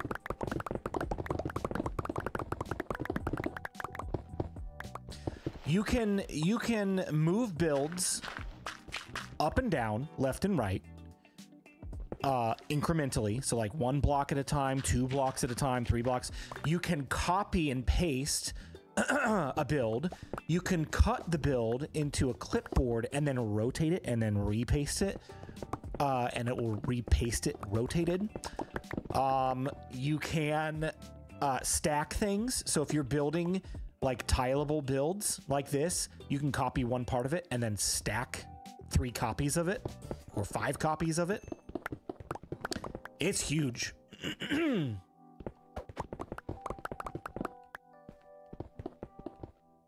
Another project from the same studio, actually. What is?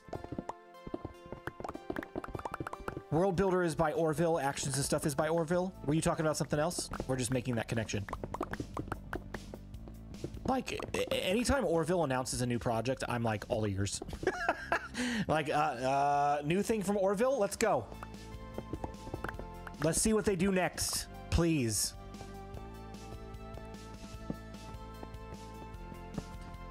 I have their actions and stuff and their realistic biomes both enabled on my hardcore world, which is my build series, and I will never play without those again on a build series. Although I might be eating my words a little bit here, because as soon as I turned realistic biomes on, Mojang starts announcing like atmospheric features for their vanilla game, like falling leaves and leaf litter and all that kind of stuff. I'm like, man, were they watching my videos where I'm like, dude, why is this not a vanilla thing? Please make this vanilla.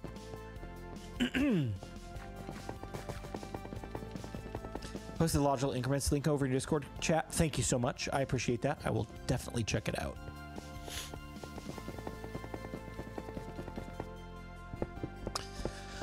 All that to say, though, like, Orville Studios is pushing out some pretty game-changing stuff. They are very good at what they do.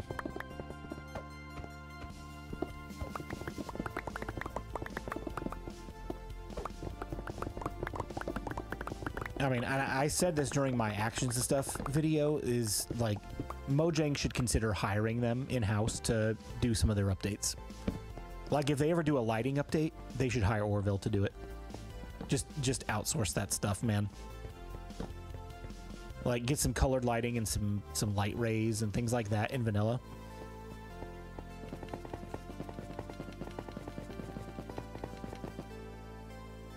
Honestly, I don't think Mojang will compete with what Orville is doing. Probably not. Like, they're pushing the boundaries, man. They're good. Just giving me millions of reasons to apply there. Please do. Please do. I've seen your work. You're good at what you do, too. You'd fit right in.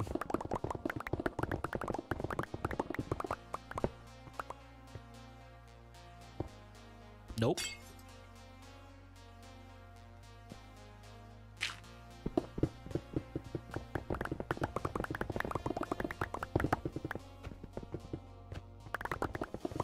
And they're very responsive. Honestly, that's what Prowl has said. I discovered a bug last night that I've yet to post about with the world builder. And he's like, just post that over on the Discord. They're very responsive, very quick about taking care of that stuff. I'm like, really? All right, cool. It's great. I mean, I've interacted with a couple of guys there a few times, but not enough to really know that. But it's great to hear that everybody's had like great customer experience and stuff. BluJay, you should check your resin farms. When there's an update to dispensers and hoppers, and apparently it's affecting the resin farms. I actually don't have a resin farm yet. I haven't designed one. I need to.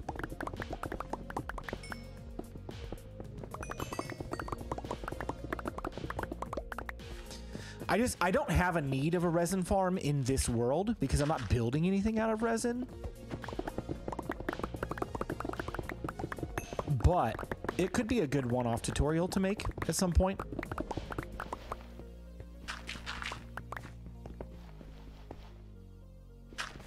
Once I get through some of the like major things that I'm working on this world, aka this ridiculously massive storage system we're about to put together, I think it would be fun to try to do some one-off tutorials. I like messing around in creative and coming up with new designs and new ways to do old things. I've got one idea that is going to be in this world, like somewhere in the main city, that I don't know how to do yet, but I'm gonna figure it out. It's gonna be really cool.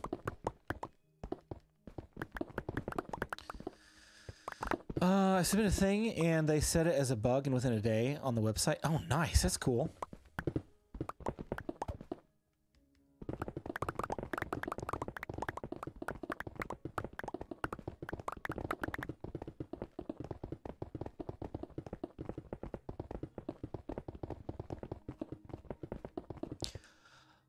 Oh, are you talking about how the dispensers are activating like every 8 ticks versus every 4, which is what they're supposed to? Is that the bug you're talking about? Silent mentioned something about that earlier today, and that like it was affecting gold farms. I haven't really noticed anything on mine, so I don't know. I'm not sure. It's so sad you can't build everything you want to build here. To wishing you become full-time soon. Yeah, right. Oh, here is to wishing you become full-time soon. Yeah, so like, honestly, we're going to build everything that I want to build in this world. It's just going to take longer than most other full-timers. And that's all right.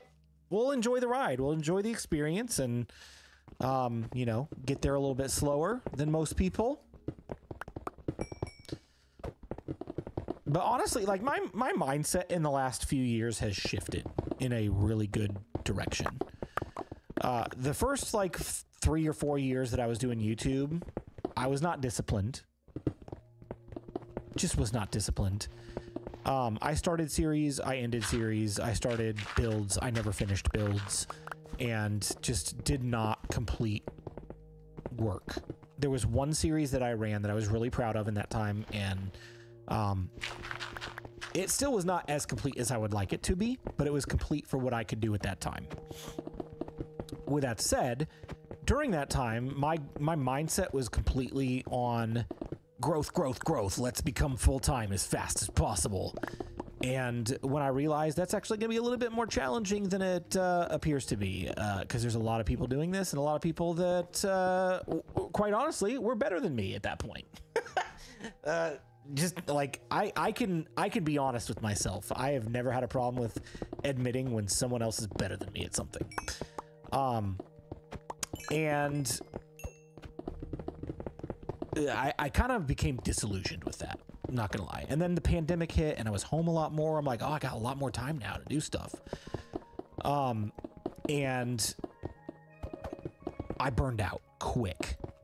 Prowl and I did the Bedrock Guide Season 1, and I'm like, this is my chance. This is my opportunity. I'm going full time. And then Prowl went full time and I was still doing my day job. I'm like, oh, this sucks. You know, like I was happy for him, but also like sad for myself. But I burned out quick. Like we got started with Bedrock Guide Season 2, and then I wanted to try something else for a little bit, and then I quit YouTube. I stopped for like 9 months. And I barely touched Minecraft during that time. I stopped playing Minecraft, and I think I played like twice, maybe 3 times in a 9-month time frame. And then toward the end of that 9 months, I was like, I really want to make content again. I miss it. But when I came back, I told myself, I am not going to force myself to make a video and release a video and make it anything less than great. If it's not ready, it's not ready. I don't care about a 3 to 5 day turnaround. And I've found that I'm a lot happier making content, and I'm having a lot more fun making content. I'm making better builds. I'm challenging myself more. I mean, heck, the thing we're about to build in here took me a full week to design. And if I would have gotten into this second go around with YouTube with that mindset of I got to have a video done within 5 days, I would have been like so stressed out about the fact that that design took me a full week to figure out. And it would not have become what it's going to be. I would have just given up and be like, you know what? I need a storage system video, so I'm going to make just a standard hopper filter and call it a day. That would have been my go-to. But now with a different mindset, I'm like, you know what? Yeah, it would be great. The dream is to go full-time someday. I would love to be a full-time content creator, just like create stuff that makes people happy and challenges them to try something new. That's the goal. Would love to do it. If it never happens, I'm still going to be incredibly fulfilled and happy with what we've done here. And we're going to finish this world. Even if it takes me another 2 years, we're finishing this world. So everything that I have set out to do, I'm going to do. We'll just see how long it takes. So hope you guys are in for the ride, because it's going to be a while.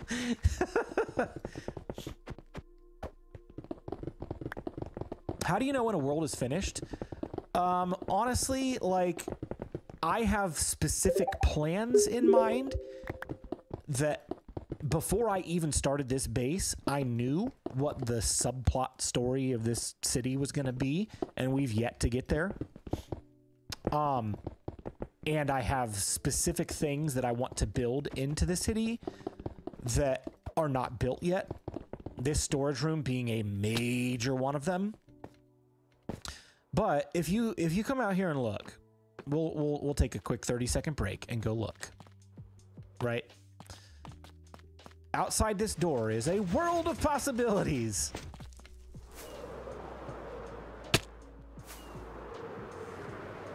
So this is the main build, but then I always knew that there was going to be more to this city than just this main build and that gold farm and that little smelter thing, right? And it was going to have subsections. So there's a wall dividing the main part of the city from agriculture. So we got my sheep farm. I'm going to build a cow farm, a chicken farm, some other things out here that make it a little bit more full than what that is. All of this space is going to be industrial stuff and some housing probably, all the way to that line over there, right? This is the border of my city versus Prowl's forest. And I'm going to build buildings all the way up to the edge of this. We got ideas, and I might even build some more things up here. I'm not sure yet. But I'm just going to kind of play it by ear. Once this whole space is filled in and there's no room left to do anything, and once this space is filled in and there's no room left to do anything, and I feel like I've completed the project, I can reevaluate at that point. I can be like, all right, is there anything else I can do? Can I dig into the mountain? Can I build on top of the mountain? Can I go anywhere else in this area to add to this city. And, oh, I know why there's phantoms. Because my camera account is sitting right there in spectator mode. They're not after me, they're after him. Anyway, when do you know that a world is done? When it feels complete. And we are far from it. We are far, far from it. So we're going to be here for a while. And even then, when we finish this base, Prowl and I were just talking about this, I think last night, that even after we finished our bases here, that doesn't necessarily mean that we have to abandon this world. We could easily do a soft reset where we toss all of our tools into a chest here in this base and go off to a random location where we don't know where anything else is and start completely fresh, where it's a soft reset, no tools, no armor, no food, no base. We start from scratch. And then once we've gotten to a certain point, we can revisit what we've built and try to connect it up and all that kind of stuff. So there's a lot of possibilities for continuing in this world beyond this season, but it's gonna be a while before we're there. Tell the camera account to get some rest, poor guy.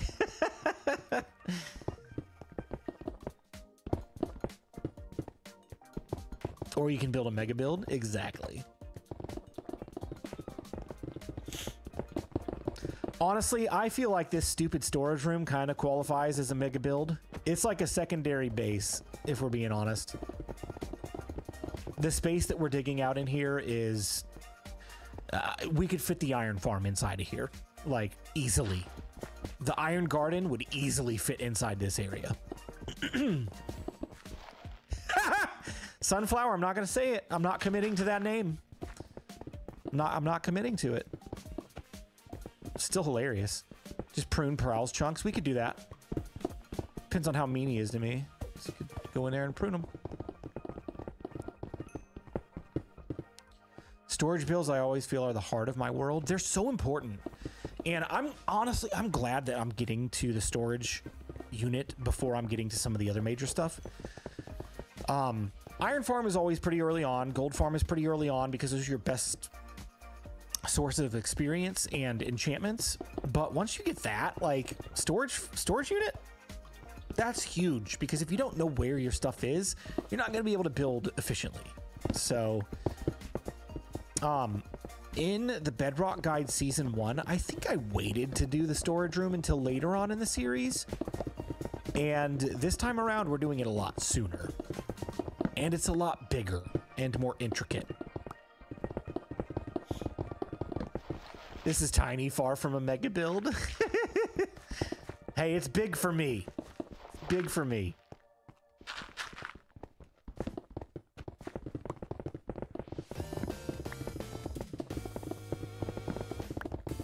Still like building a guardian farm for XP. See, that's one of the builds that I've never done before. I've never done a guardian farm. It's on my list of things to do. I've just never gotten around to it. I've never had a world last long enough to really need one. But heck, if they ever nerf gold farms, that might be my next big thing.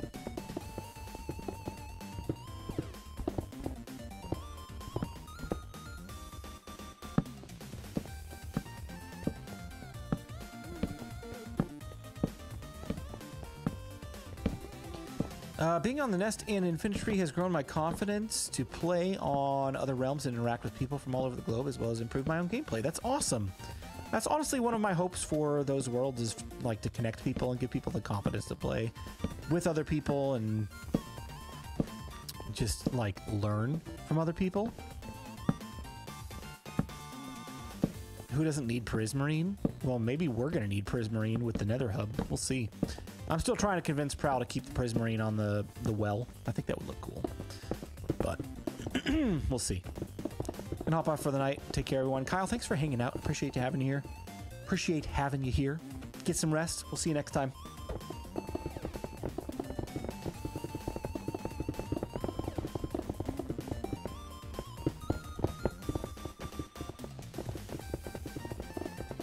My wife has never played Minecraft, but she can identify BluJay, Prowl, Just Sammy, and Aggro by their voices. That's awesome. Means you got us playing in the background all the time.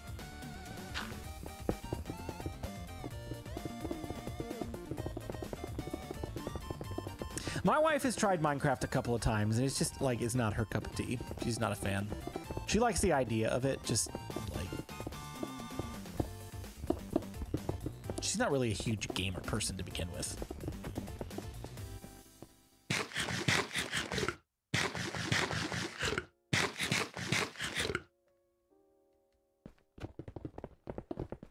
BluJay, I think that your whole base is kind of a mega base. Well, that's kind of what it's turning into.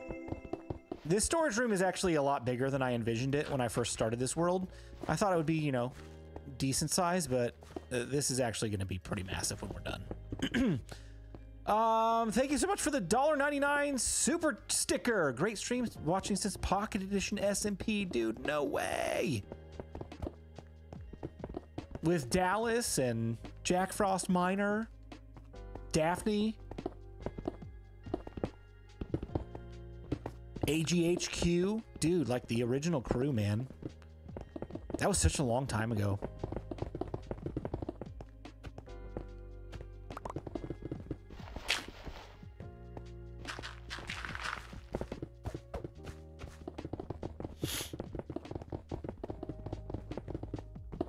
I don't know how many of them are even still making content anymore, you know? I know Dallas has still got his Forever World going. That dude's world is so impressive. And the fact that he's kept it going since Pocket Edition is just kind of nuts.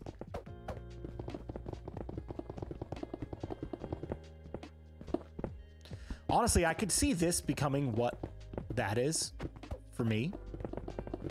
This world. And it was my original intent until I invited Prowl here, and then, you know, plans have become plans. So if we ever end up resetting the Bedrock guide and want to start in a fresh world, then maybe like the Building with BluJay series will become a Forever World series, and, you know, we'll see how long it lasts. If I die in my hardcore world, no joke, if I die in my hardcore world, I'm gonna restart the Building with BluJay series and just do it in a standard survival world, because that would just be terrible. I outgame my husband, and he is a computer techie. Oh yeah, nice. Tell him to catch up. I love the fact that you guys are together on this world. Dude, it happened like by such accident. Prowl was like, you know, what would be fun is if we did a series together again. And I'm like, yeah, that'd be fun. Maybe in a year or two when I'm done with this world. But, you know, just have fun until then. And he's like, well, you could just copy your chunks to my world. And I'm like, no, I'm really attached to my world. I like my world. I know where stuff is. And I want to keep it. But you could join if you want. He's like, no, I'm really looking for something like super specific, and I don't know that your world's gonna have it. And I'm like, all right, well, try me. What do you want? And he's like, I really want a large dark oak forest. I'm like, that's all? Like, there's literally a dark oak forest on the other side of my mountain. You could be my neighbor. And then that's it. That's what happened. And so he checked out the world, checked the seed, and was like, yeah, I think I could make that work. So here we are. The relationship you two have is priceless. Dude, we get along, and we also fight like brothers. Like, I yelled at him in Discord earlier today over something. Not really. Like, I angry typed at him. And, you know, I called him out on a couple things, and he was very gracious about it. He's a lot more patient than me sometimes. But dude, we're good friends. We're really good friends. I would love to meet Prowl in real life sometime.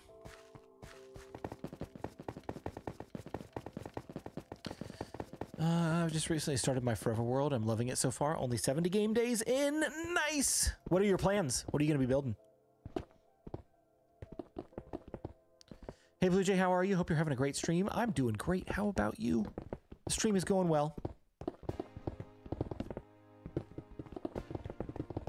After this layer, I should stop and check how many layers we're in. I think this is the 4th, so we're probably 11 of 20 to 22. Just like last night. No, so when you guys see us on camera, like any arguing that we do on camera is 100% like play fighting. I'm talking like I'll actually get mad at him over something and call him out. And he doesn't normally get mad at me because I don't ever do anything wrong. That's not true. Oh, did I pick up a trident for my gold farm? But I honestly, the way that Prowl and I have developed our friendship is I feel like that I can say something to him that he will understand and not take personally. Like we just have that kind of relationship now. But anytime you see us fighting on camera, it's like 100% for show, for fun. We're not actually mad at each other. Once they're out of the public eye, the name calling begins in earnest. 100%. You turd, doo-doo head. At least better than swimming in lava, I guess. Yeah, we're not doing any of that tonight. None of that. Why patch a block that you're just gonna mine later? It's ingrained in my brain to do it. I cannot control it. I don't know why I do it.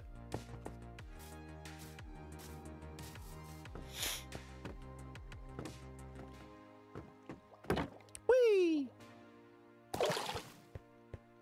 Yep, I grabbed the trident from that first piston. What a dweeb.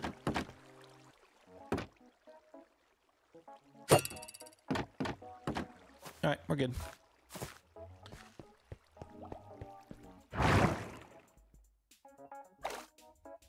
Whee!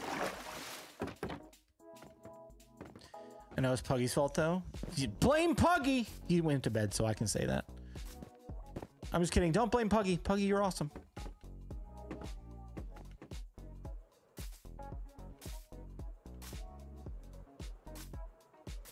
Still need to fix this portal. All right, 11:15.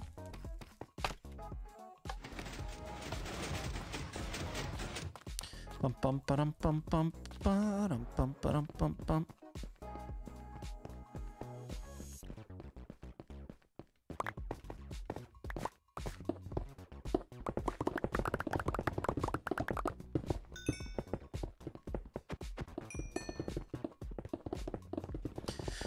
Man, it's been a minute since I was looking at the stream stats. We got 92 people over on YouTube hanging out watching me dig a wall. Thank you for everyone that is here. I appreciate you being here. You're all awesome. If you're here and you have not hit the like button yet, please do so. It will help inform more people about the channel and what we're doing here.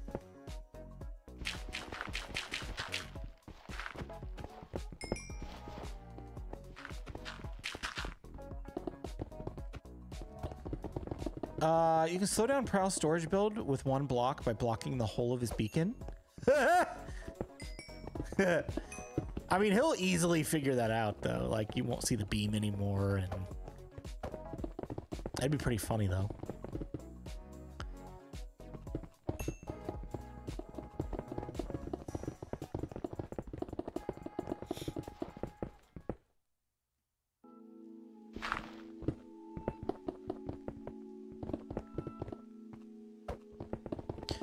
Already can't see the beam from where he placed it. Ooh, good to know. Good to know. He'd be like, why am I not getting the haste effect?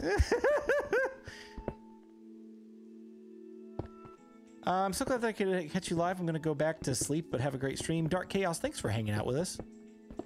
Good to have you here. Have a great night.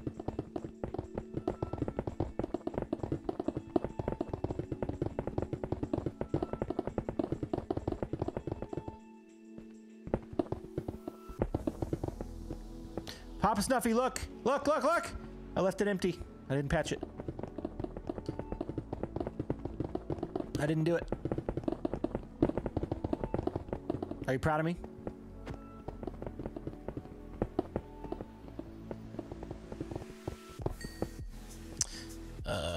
coal. I actually want that.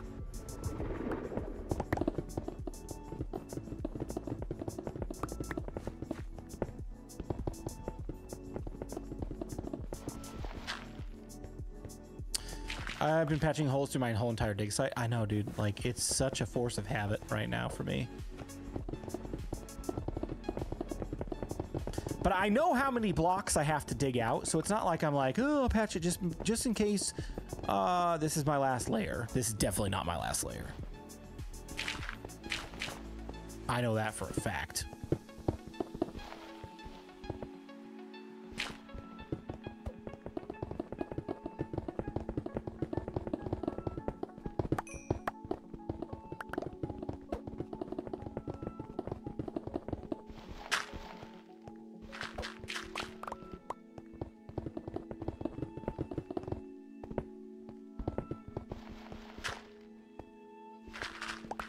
Probably should keep some of that clay too.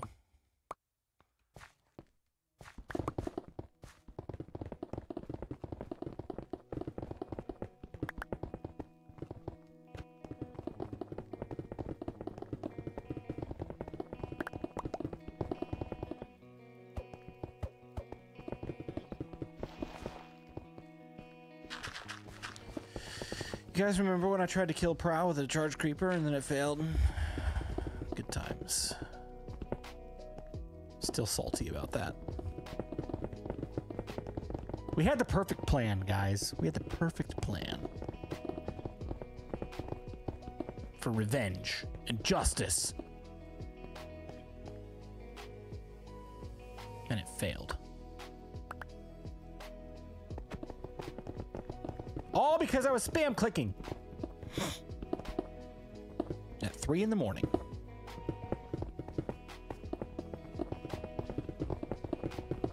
When are you and Prowl gonna build the actual Nether hub? Honestly, probably soon. He was working all day on his live stream on a couple of builds. Or just one, actually. Just like a scatter tower. I offered my input, and I tossed in a quick design as well. And, you know, we'll kind of meet in the middle on that. And we've got a couple other things to design with it. And honestly, it's close. Close to being done. All because of World Builder, man. That thing is so good. So once we're done designing it, we'll go ahead and throw it into the Nether. Probably all during a live stream. I don't know that either of us are going to do a video on it. It might be like a brief mention. Like, hey, here's the Nether hub that we made. But soon. We're both really motivated to get it done. I just have less time than he does.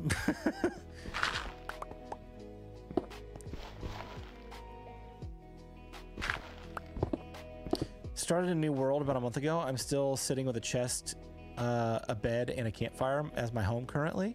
Working on all the landscaping before I begin the builds I have in mind. Yeah, I mean, like, that was... Honestly, that was half of what took me so long to get ramped up in this base, is the terraforming. I destroyed an entire mountain slope to flatten out my base for what we're doing now. And now we're destroying the inside of a mountain. I guess I got something against the mountains in Minecraft. We'll see. That's if he can get off Stardew Valley. I know, dude. I'm happy for him, though, like, doing some side gaming at night with, like, Stardew and Marvel Rivals and Fortnite and all that stuff. Keeps him motivated in Minecraft. Like, he's definitely one of those minds that's like, I can't play the same game over and over, otherwise I'll get bored. And since he's got that outlet, he never gets bored with Minecraft, which means we get to play longer together in the guide world. I'm the exact opposite. I'm like one-track minded. Like, I'm not playing another game until I finish this. So, but I mean, like, that's a bit of an exaggeration. I'll play Marvel Rivals or something myself once in a while, but most days when I'm gaming, it's Minecraft. Did I hear someone say destroying a mountain? Have you learned nothing from me? It's not worth it. Dude, you're what inspired me. The inside of your destroyed mountain was so cool. So you never play other games? It's an exaggeration. Like, I'll play some other games from time to time. Honestly, like, when I'm playing other games, it's usually with my kids. We've been playing a lot of Pokemon Unite lately, which is really fun. It's like League of Legends, but with Pokemon. My boys have loved that game. They're having a blast with it. We'll play some other games on the Nintendo. My oldest son has really been like into Madden this year. He played football for the first time last year with his school. And he's really enjoyed watching the NFL this year and playing Madden. So we'll play some other games. Have you ever streamed other games though? Yes. I very early on during my streaming days when I was only streaming on Twitch, I tried Battlefront 2, but it did not have a huge draw, especially for me. One, because I wasn't very good at it. Two, it was like kind of on the tail end of the game's life cycle, so nobody was really watching it.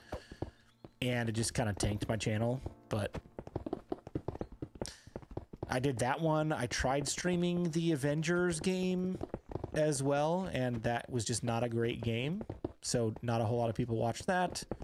I've just never really tried streaming other like popular games that people would want to watch. Just mostly stuck with Minecraft.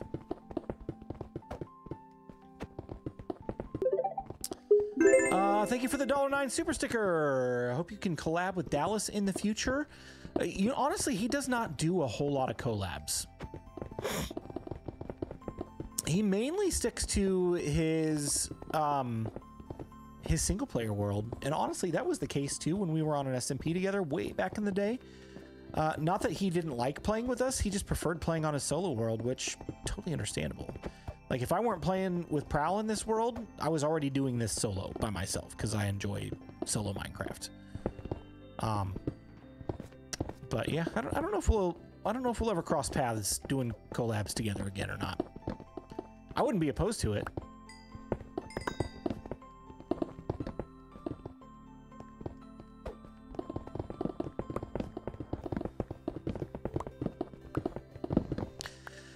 I get stuck with the Souls games from time to time. Are you talking about like Dark Souls? I've never played that. I've heard it's very difficult though.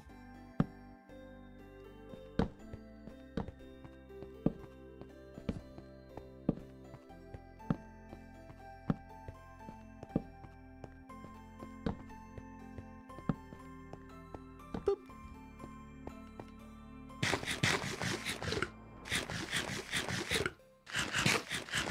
Munch, munch, munch, munch. Get stuck in The Sims sometimes. Nice. Honestly, I'm a sucker for a mobile game every once in a while. Off and on, I've played Star Wars Galaxy of Heroes. I'm kind of on a break from that right now. I got a little bit bored with it. But I recently started picking up Marvel Strike Force again, which is basically the exact same game, just with Marvel characters. It is very mindless and easy to play for 15 minutes and then put down. So I've been playing that a little bit, which is fun. Is the BluJay train going to make a comeback in this world? Minotaur, you've not been keeping up with my videos, my friend. No, the BluJay train is not going to make a comeback in this world because the new iteration of it is already here, and it is called the Trident. I've got my ancient debris tunnel borer just chilling in the nether. I've not used it since I made the video. I need to go get some more ancient debris, honestly. But yeah, we've already built it, and it works as well for an overworld tunnel borer. It's pretty cool. 3 genres I won't play: shooting, fighting, and horror. I'm not opposed to like the FPS games or fighting games, but yeah, I don't really do horror games either. I don't really watch horror movies either. Like anything that's like demonic or spirits or things like that, I don't really watch those. But I'm not opposed to like a mystery if it's a little scary, or if it's like aliens or something. Like A Quiet Place people would consider probably to be a horror movie, but it's like sci-fi aliens kind of stuff. I'm not opposed to those. Sorry, buddy. Looks like I have a new mission to make up for my oops. That's fine. It's okay. But you should check that out. You should check that video out. The Trident tunnel bore from this season is really cool. It's really cool.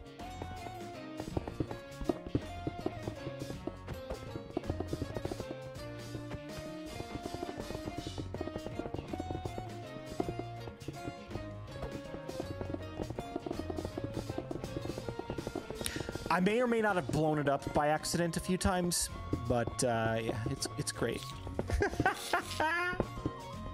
What was that? What the heck? Oh my gosh! Silverfish!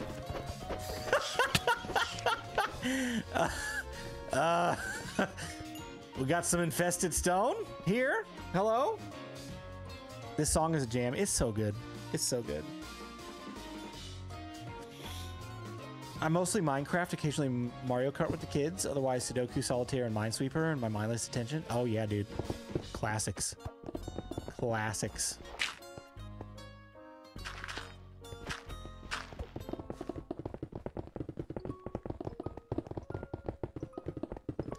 Ba-dum, bum, bum, bum, bum.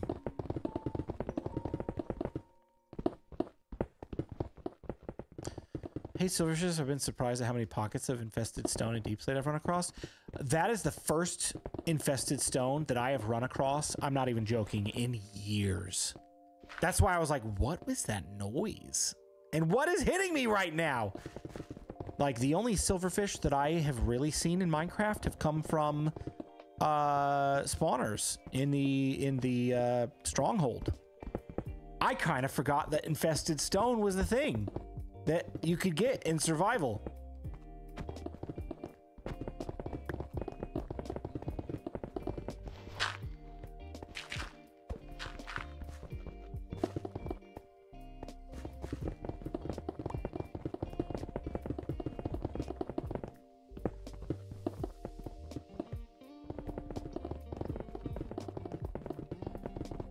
Safe to say Sunflower spends more time digging. Fair enough.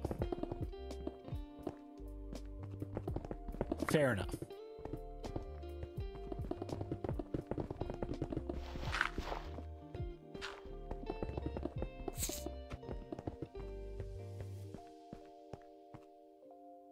Is that another one that just died? What happened there? There's another one! Why are there so many right here? Are they like supposed to be concentrated in a certain area? I've never found so many silverfish in my life.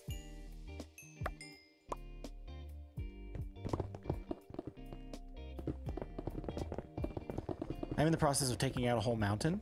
I mean, I took out a whole mountain up there and never ran across a single one.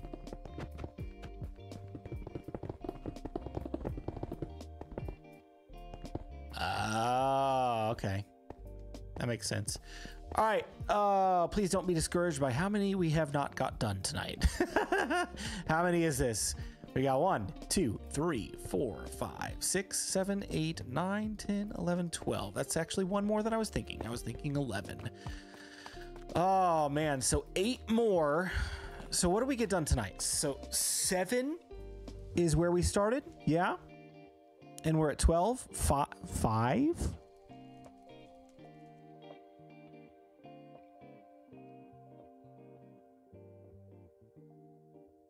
Has it only been 5 layers in 2.5 hours?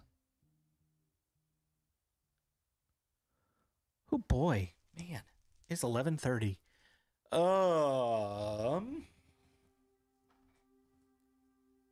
To start another layer or not to start another layer? If I start another layer, I'm gonna finish it. Probably gonna take another half hour. So that would be 13. So that would get us through 6 layers tonight, and we only have 7 left to do, which would be doable tomorrow. But then I gotta dig down. Ugh.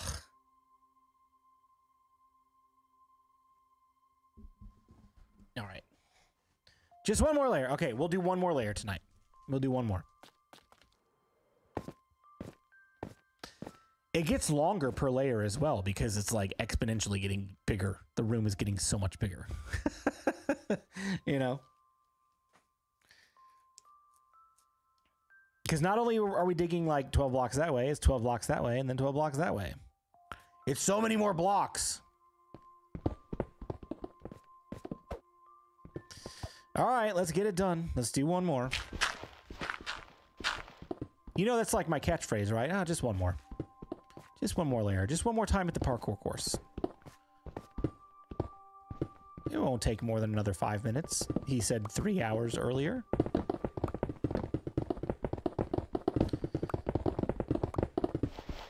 And this is with two haste 2 beacons and efficiency 5 tools. This is a big old build. A biggie build.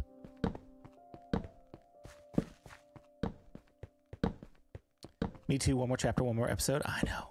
I know.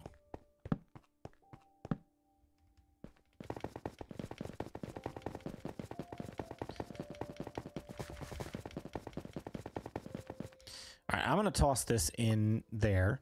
And actually, let's go empty the inventory so we can stop letting the stuff despawn.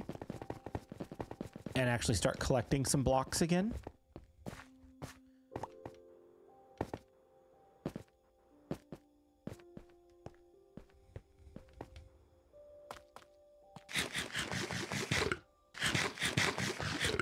Just keep digging, just keep digging, just keep digging, digging, digging, digging. What do we do? We dig!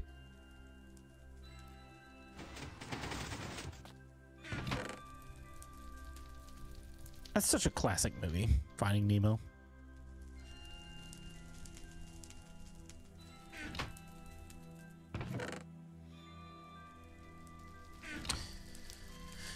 Put that there, and that there, and then that there, and there, and there, and there, and there.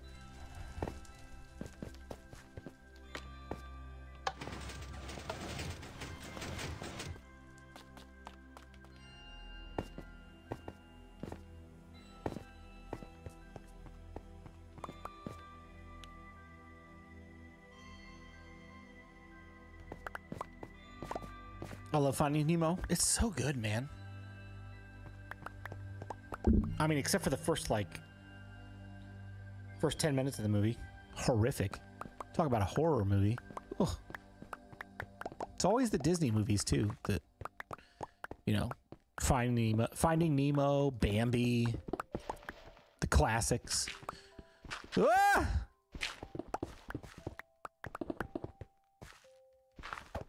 Why is it always the mom? Because it's more tragic. It makes the overcoming story more powerful. You're right, Sunflower.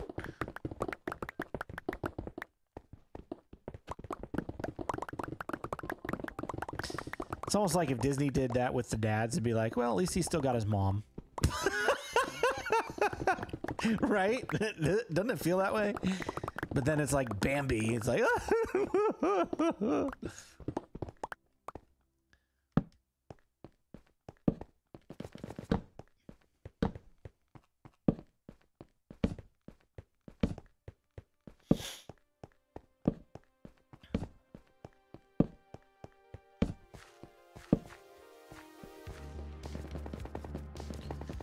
Emperor's New Groove is my absolute fave. It is a classic. It is a classic.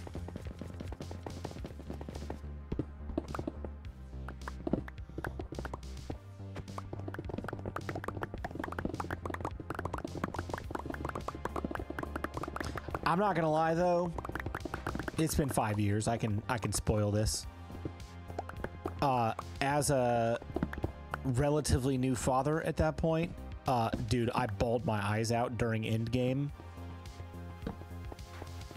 And you knew at the very beginning of that movie when Tony Stark's daughter was like, I love you 3000. You're like, yep, he's gonna die and it's going to be the worst. That was tragic. absolutely tragic. Also a movie made by Disney. What is it with Disney and making people cry?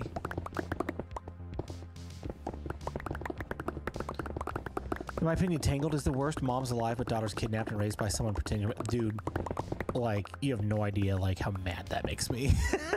Like, ah! Tangled is a hard watch as well, but it's such a good movie.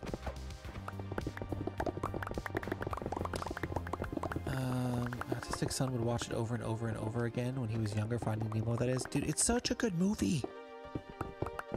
He's got good taste.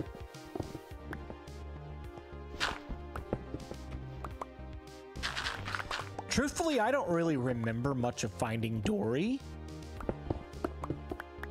I think I've seen it once. Is it any good compared to Finding Nemo? Does anybody know Finding Dory very well? I didn't even try to watch Tangled, really. The songs in Tangled are great. They're so catchy. My kids like to make me sing Mother Knows Best for karaoke. I'm like, that's the bad guy song. Yes, it is. I'm going to bed. Good night, everyone. Night, LRH. Thanks for hanging out. Have a good one. A really good movie. Thank goodness. Finding Dory was good. Okay. I'll have to give it another chance. I'll have to watch it again because I honestly don't remember anything about it. Out of over 14 million futures, Doctor Strange saw Tony's death was the only way to win. Wow. Right? I'm just like, we all know it's coming. It's the end of Robert Downey Jr.'s contract, and they're not just going to let him have a happy ending. He is toast. But, like, it was such a fitting end for his character. Like, for real. To see that arc from start to finish, how he is, like, the most selfish person in the world, then becomes a superhero, but still kind of, like, self-indulged, you know. And then, like, just becomes this hero that literally, like, lays his life down for the whole universe. And sets aside, like, the fact that he's not going to be with his family anymore. You know what I mean? What a great arc of, like, self-centeredness to self-sacrifice. So good. As a dad, underrated and sad as The Croods. The Croods are so good. That is such a good movie. I have an idea. It's so good. Cried so hard watching Anakin turn to the dark side. It's so sad. You know what, though? Like, my kids have never seen the Star Wars movies. Not yet. We're going to watch them together when they're a little bit older. But they already know the plot. Like, they already 100% know the plot because they've played the Lego Star Wars game, and it's, like, 100%, like, scene for scene, the movie. Just with Lego characters. So I'm like, well, there goes that, you know, anticipation of suspense and surprise.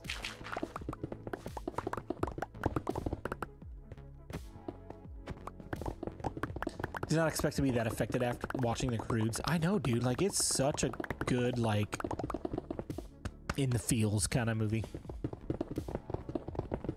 Is it bad that I enjoyed watching Anakin turn? So you like to root for the villains? It's a father movie? Yeah, for sure. 100%.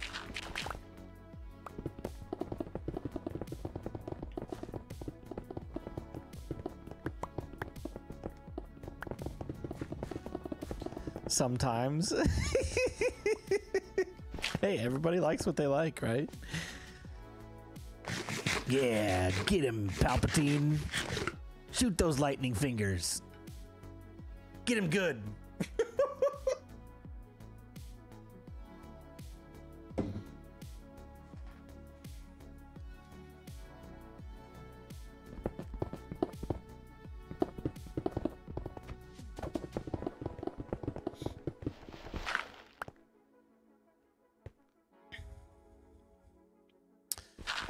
By the way, I do not recommend going to see If only a few months after your dad has died. Oh man. Is it like, I've not seen it, but is it like another tragic kind of story? I'm assuming yes, based on the context of your comment, but.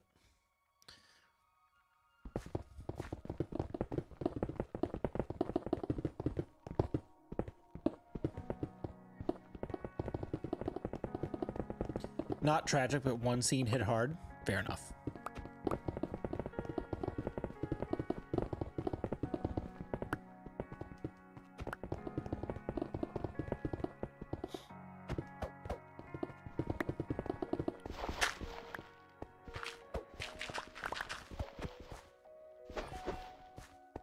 I loved Rey in the newer Star Wars movies, especially in the end when she killed Palpatine and said, "I am all the Jedi."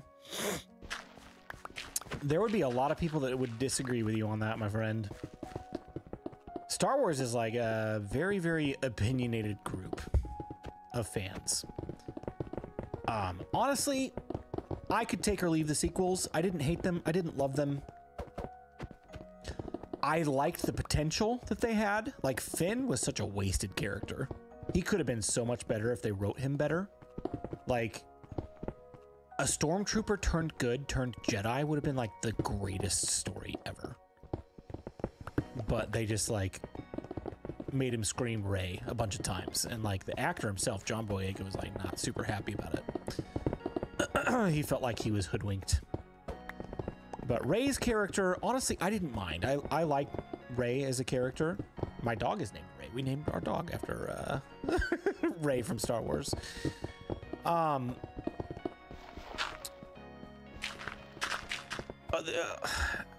The main arguments against her are like, she didn't have any training and she was instantly good at doing Jedi stuff. Well, neither did Luke, really. Like, he did some training for a couple of days on Tatooine, or not Tatooine, Dagobah with Yoda, right? He was there for a very short time, and then he was expected to go fight Vader, and then he went back, and Yoda was dead, and he never finished his training with Yoda. So, like, he was also untrained to an extent, but he also came from, like, the same line as Anakin, who was, like, the most powerful Jedi, the chosen one. So I get it. Like, there's arguments on both sides of it, but, like, people were a little bit too harsh on the character of Rey, in my opinion.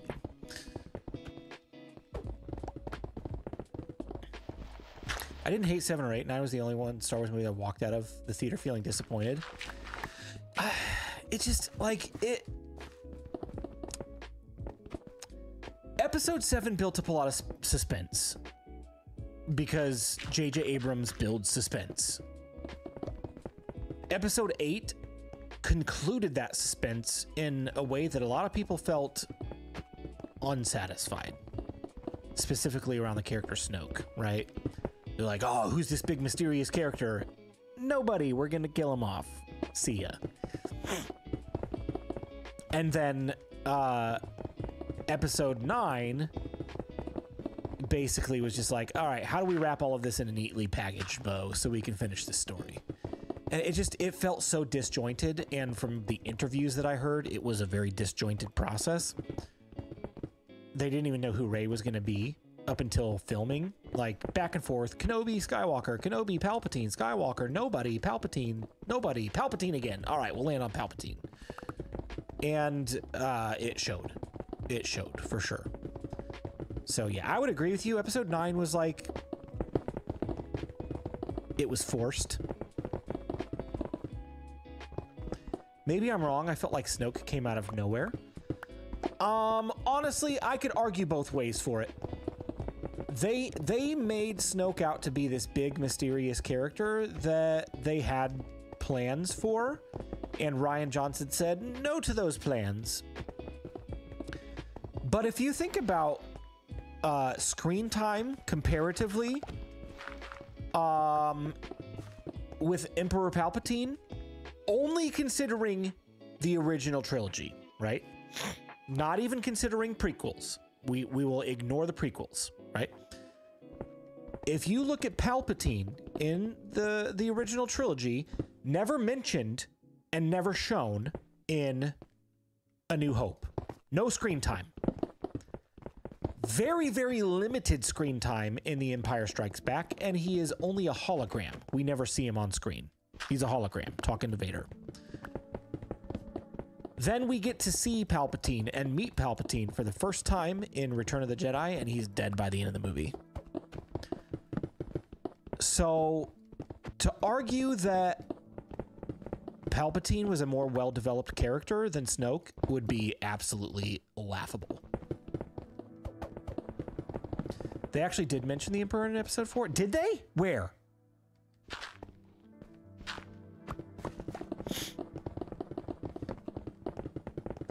Even if they did, my point still stands. He was not a developed character until Return of the Jedi, and they killed him off in the same movie. Tarkin talking to his officers when the Senate is disbanded. Okay, so it was a very passing statement, nothing specific. But you're right, though. You're right. Now I'm remembering.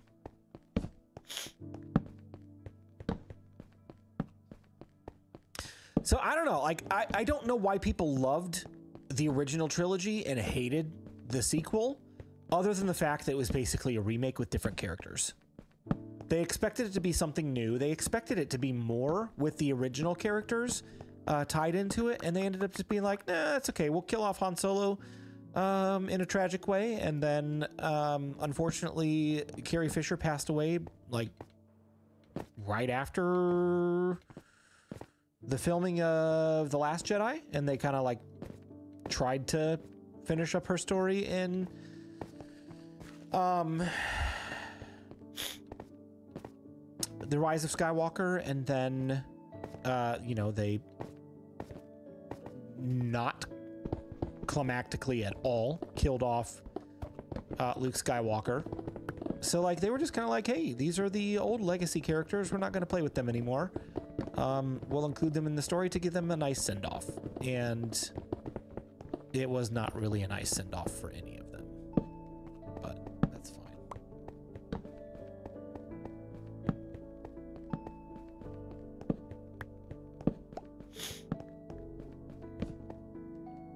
Ahsoka, best showing is season 7 Clone Wars cartoon. She's so great in that season. I lay the blame on the sequel wholly on the execs. Let's make a trilogy for one of the largest IPs we have. Great. What story will we have? Who cares? Let the directors do whatever they want. Yes, that honestly, that is exactly what happened. It's exactly what happened. I mean, Daisy Ridley has said as much in interviews that they did not have the story solidified even when they were starting filming. They were making changes mid-shoot. So, yeah, it was very much a, hey, let's spend $1 billion on Star Wars and then make some movies and see what they come out to be. When they should have just like hashed out a story first. Start, finish, end, then film.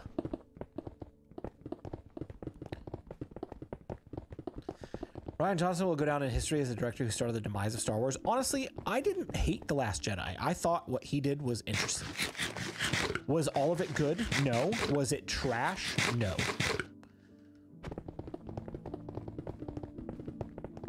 But there are people that just absolutely trash on that movie just because they didn't like the way it went. And I don't know that that's fair. That's not a fair assessment of the movie. Now, could they have handled Luke Skywalker better? Absolutely. I don't think that they did a great job with his character, but the rest of the film I thought was pretty good. Like, the new trilogy wasn't really supposed to be about Luke and Leia and Han. Like, they were just side characters in a different story. But that's not what people wanted. People wanted a continuation of what was already, and they didn't get it.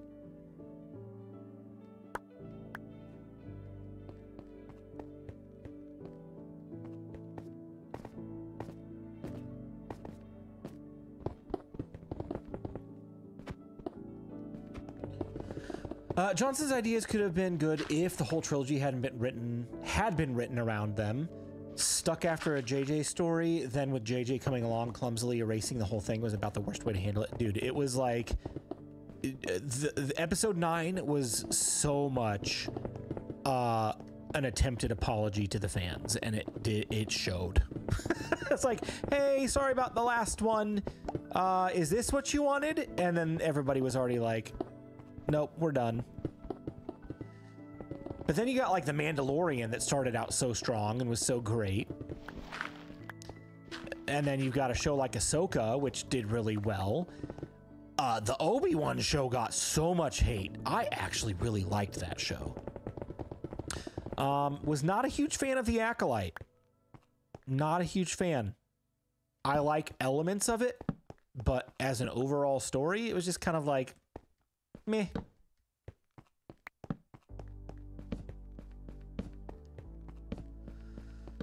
Don't mind any of them, to be honest, including Rogue One and Solo. Rogue One actually might be my favorite Star Wars movie ever, if I'm being honest.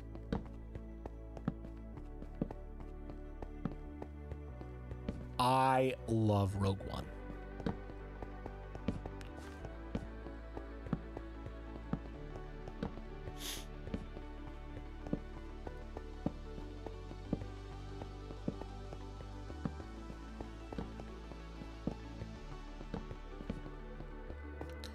All right, so now we got 8, right? 1, 2, 3, 4, 5, 6, 7, 8. No, not 8. 9, 10, 11, 12, 13.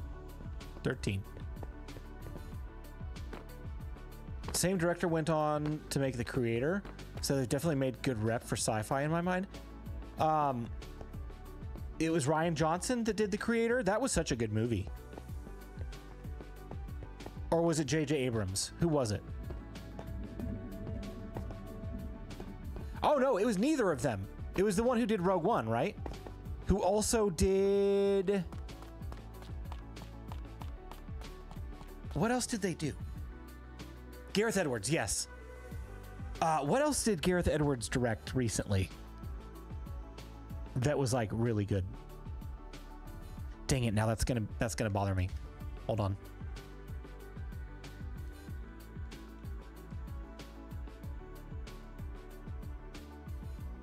Oh, he's directing Jurassic World Rebirth. That's gonna be great. That's gonna be so good.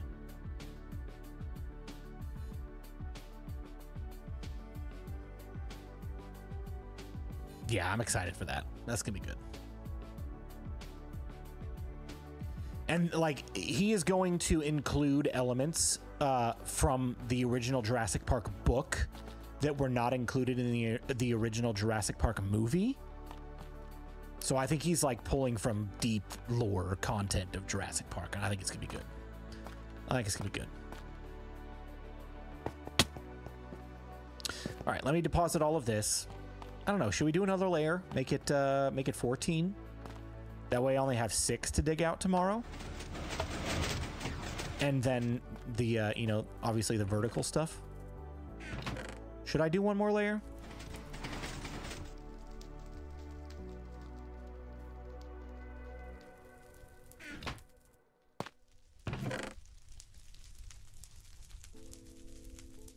Let's go repair the tools first, because I don't want to have to stop mid-layer. One more layer!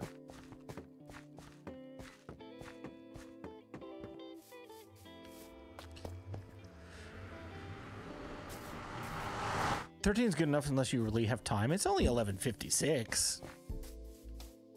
Should I go to bed? Probably.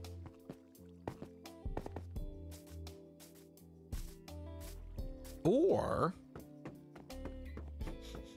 we'll do one more. We'll do one more layer and then we'll be done. I was right though. That did take me about 25 minutes. I said about a half an hour.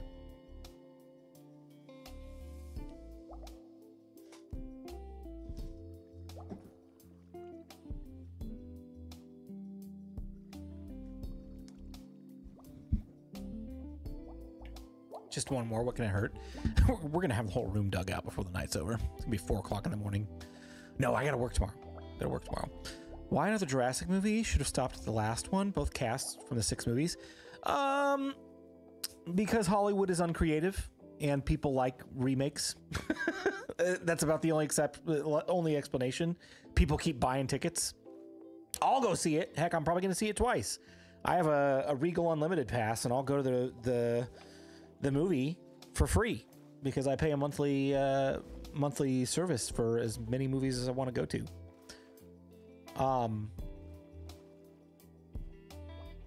I don't know though. Like, there's something to say for like long-term IPs that continue to put out good stories, as long as they're good stories. Like, take the MCU, for example. They had a great run of what, 10, 15 years, 12 years between the start of Iron Man and Endgame. Not everyone was a 100% win, but they had really great stories throughout, and people kept buying it. They were like chomping at the bit. Give me the next Marvel project. Give me the next Marvel project. And then they overreached. They went to Disney Plus, started making shows, and started caring more about, okay, more projects, more projects, more projects.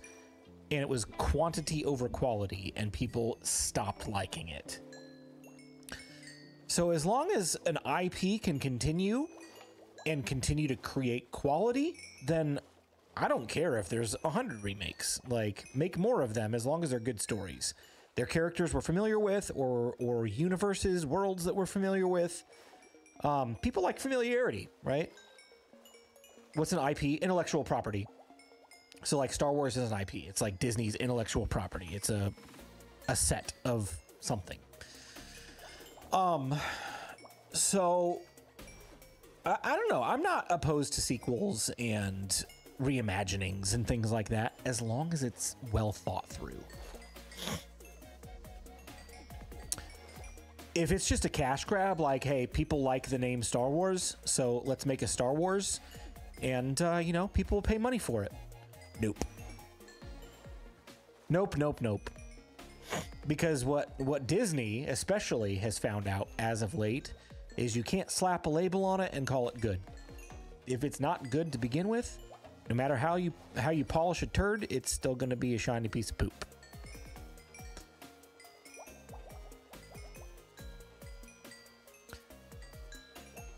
And I think Disney has finally caught that message and is like, all right, well, let's refocus in and write some good stories again.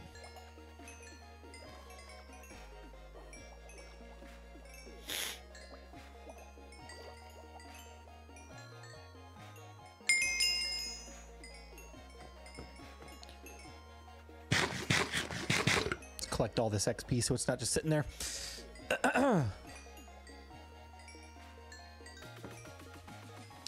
Honestly, I'm glad that Marvel took a year to reevaluate. The only Marvel property that came out last year, aside from a few Disney Plus series, like the only movie that came out was Deadpool and Wolverine. They didn't put any other movies out in 2024. And I think that was for the best. Now, I don't know that it's going to affect the quality of Captain America, because I think it was, again, at the tail end of that whole debacle. But Fantastic Four, it's like, that's their big thing.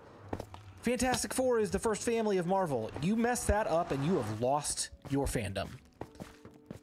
They've already done one set of Fantastic Four movies that was okay, not great, and then a Fantastic Four movie 10 years ago that completely bombed. If they mess this up, it is over. If they mess up Fantastic Four, it is absolutely over. So I think that they have taken time to reevaluate and rewrite and make a good story and fire the director that they originally had and hire the director they have now. They've made strategic moves to make sure that their future is not going to be a failure. Wow, World Builder just saved me at least an hour of rebuilding. Dude, it's so good, isn't it? It's so good. World Builder is one of the best add-ons ever made. You can quote me on that. All right, here we go. One more layer. I'm guessing we'll be done about 12:28. Here we go.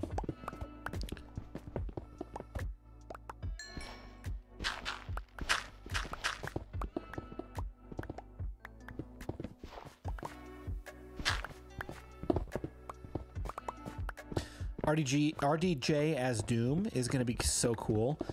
Honestly, I'm pretty stoked about it. I have my concerns about the movie as a whole, which I expressed earlier, but as far as he goes, I think he's going to be great.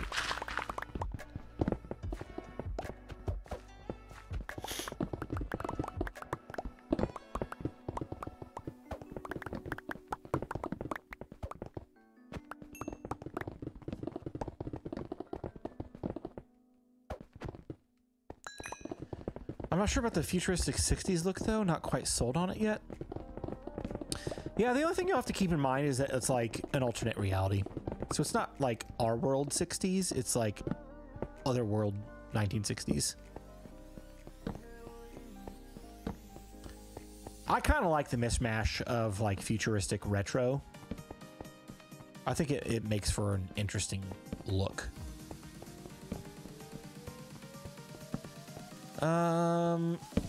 Good night, my friend. Sadly, I have to work tomorrow. Jose, dude, I'm in the same boat. I gotta work tomorrow as well. I probably should call it night after this row. We'll see.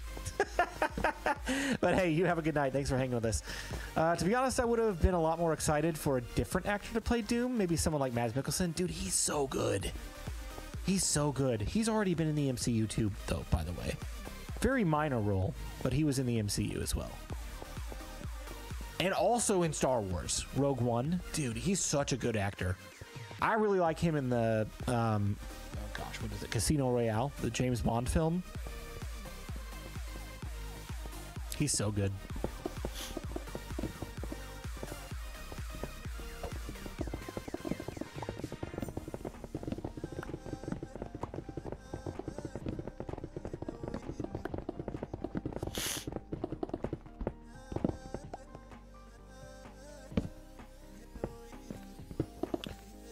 Truthfully, the only thing that I'm really interested in with the new Captain America movie that's coming out this week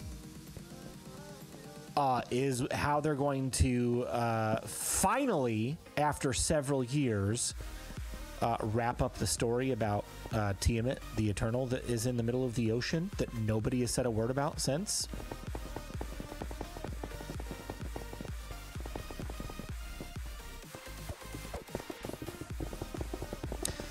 I'm so curious how they're going to handle that.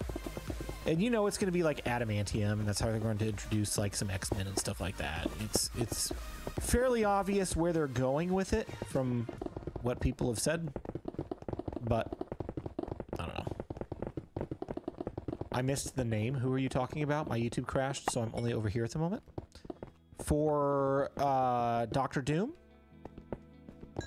Mad Lad mentioned Mads Mikkelsen.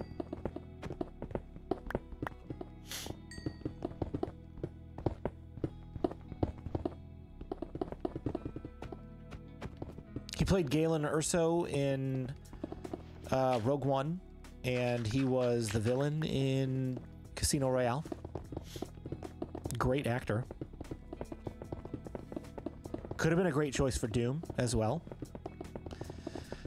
But you know what they're doing. Like, they are 100% going to play on everyone's emotions, and Spider-Man is going to have to come face to face with his mentor and take him down.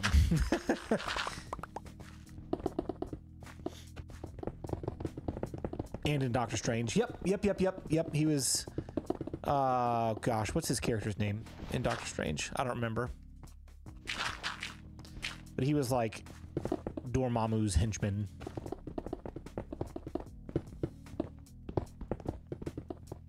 Caecilius, yes, that's it. Thank you. Thank you. Dormammu, I've come to bargain. What a great sequence. That's so fun. Spelling, I have no idea. I have no idea if that's spelled correctly. But I remember the name when you spelled it, so I guess that counts for something.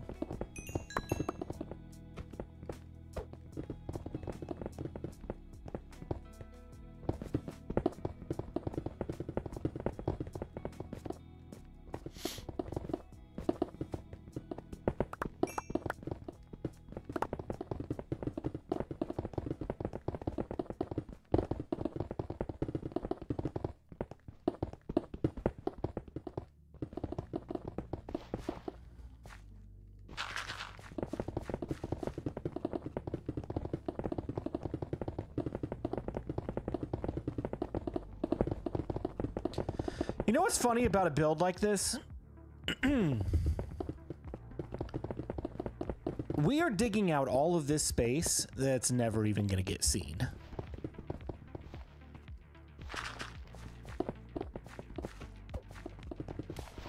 Like, realistically, the double chests are going to go right here on the edge. And we're going to build up a wall behind the double chests, kind of like this. And you're never going to see anything back here. We got all of this empty space that we're going to put a bunch of redstone wiring in, and you're never going to see a bit of it once we cover it up. So even though this room looks huge, the final build is not going to be that big. Unless I decide to do some offshoot rooms, which I may decide to do. We'll see. We'll see.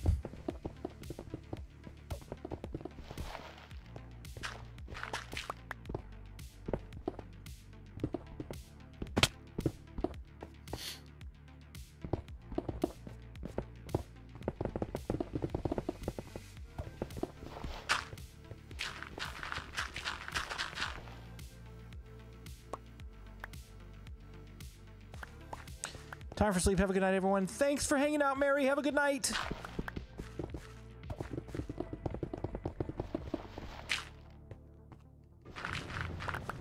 I'm about there, too. This is going to be the last row. I know I said that 2 rows ago, but this is going to be the last row. I am getting tired. It should be about time for bed.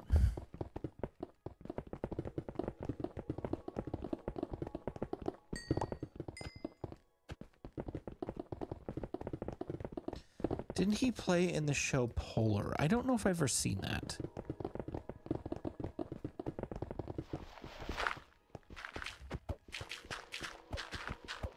You know what show I'm going through right now that I've not ever finished? But I'm determined to finish now because I've started it. The Blacklist.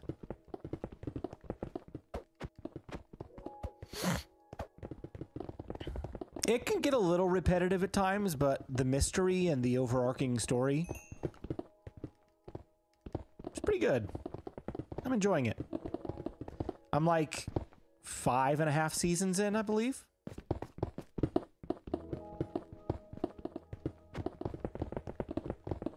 That's a good show. It is. It is. I like a good mystery, man. Mystery, action, crime, solving, that kind of stuff.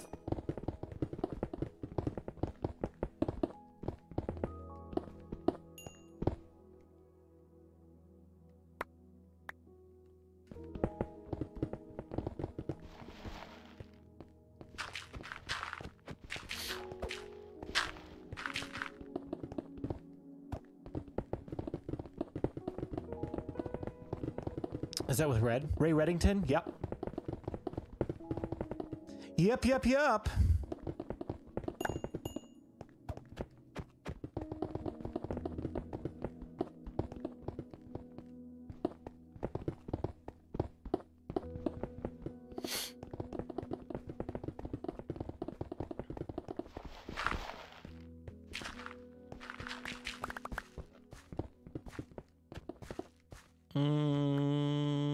Clay balls.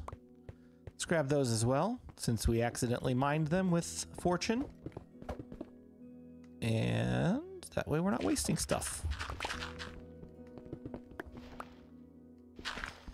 The more rare materials I'm more inclined to pick up than things like cobblestone and stuff that I have a million stacks of already.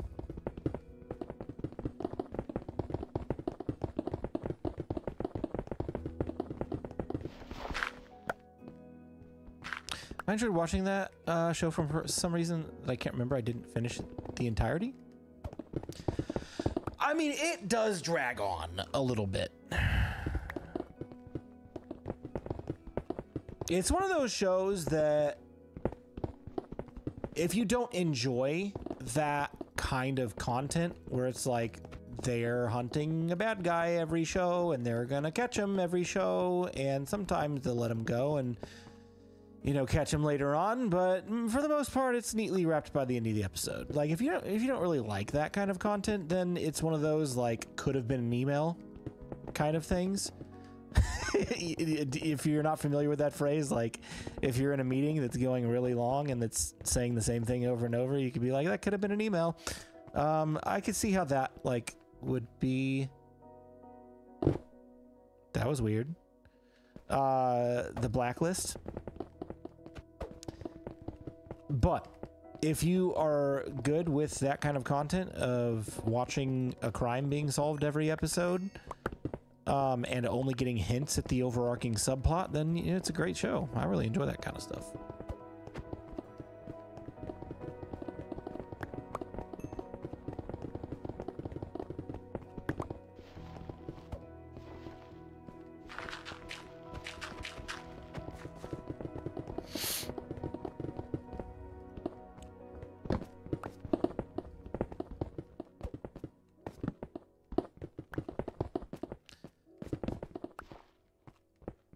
Blacklist is one of the best shows ever. Red's character makes it for sure. He's a really talented actor.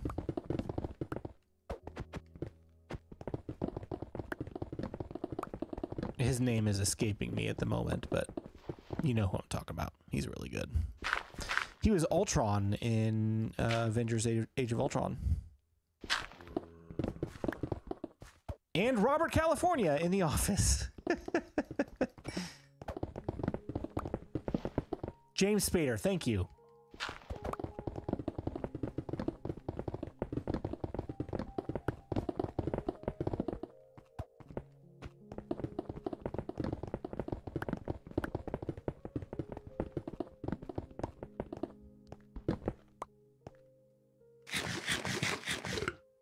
You know somebody's a good actor when they can play 3 totally different types of characters and are believable in each one of them. Like Robert California, totally different than Ray Reddington, totally different than Ultron. Now they've got some of the same like quirks that you just see come out as an actor, but very, very believable in all 3 roles. Off topic, do you still use Nodecraft? And if you do, how is your teleporting to the Nether? I notice I can take 30 seconds to spawn in at times. Are you seeing any of that? Yes. I still am using Nodecraft. They sponsor this server that the Bedrock Guide is on, and my community servers. I have noticed that loading times and switches between realms, like the Nether and the End, have increased, but I'm not so sure that that's like a Nodecraft issue versus a client-side issue with Minecraft itself. Because if I'm remembering correctly, it takes like just as long for my building with BluJay hardcore world to load, and that's hosted locally on my computer. So I don't know if they've done something to reduce optimization in switching realms in the worlds, like at Mojang, or what. I have no idea, but I don't think it's a server issue.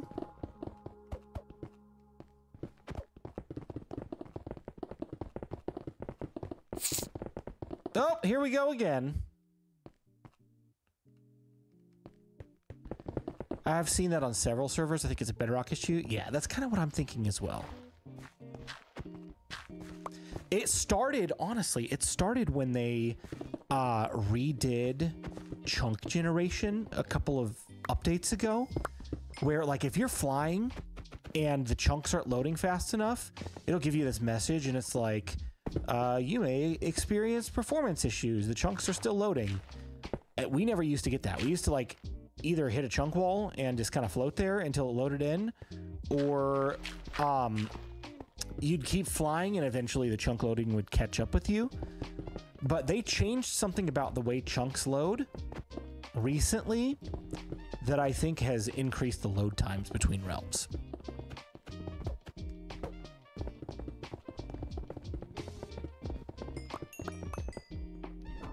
I've seen some Leverage episodes and enjoyed them. I'm guessing I couldn't keep up because of kids' activities at the time. Now I just don't remember all the different shows I used to be interested in. I've never heard of Leverage. I don't know what that's about or who's in it.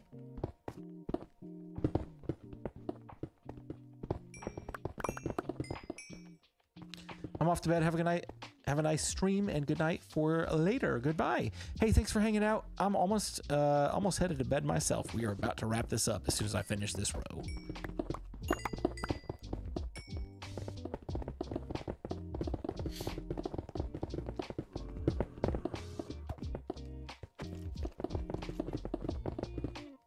Available on Amazon Prime with ads. All right, I'll have to check it out. I've got Prime.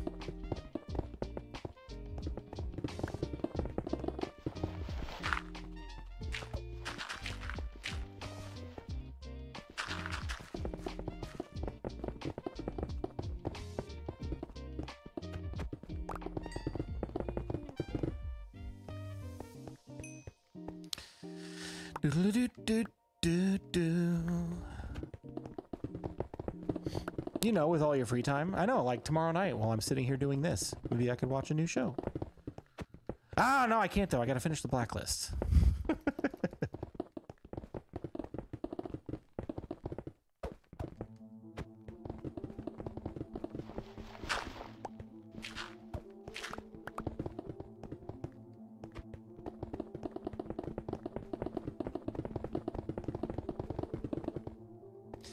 All right, there we go.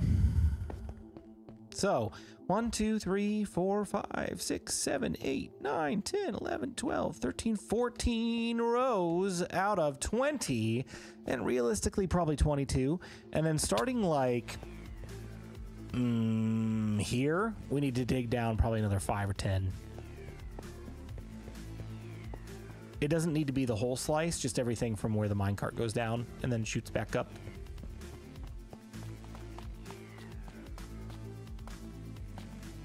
So there you go. Dude, huge progress tonight. A lot of blocks collected, a lot of blocks despawned. Because there's just too much. There's too much. We can't collect all this.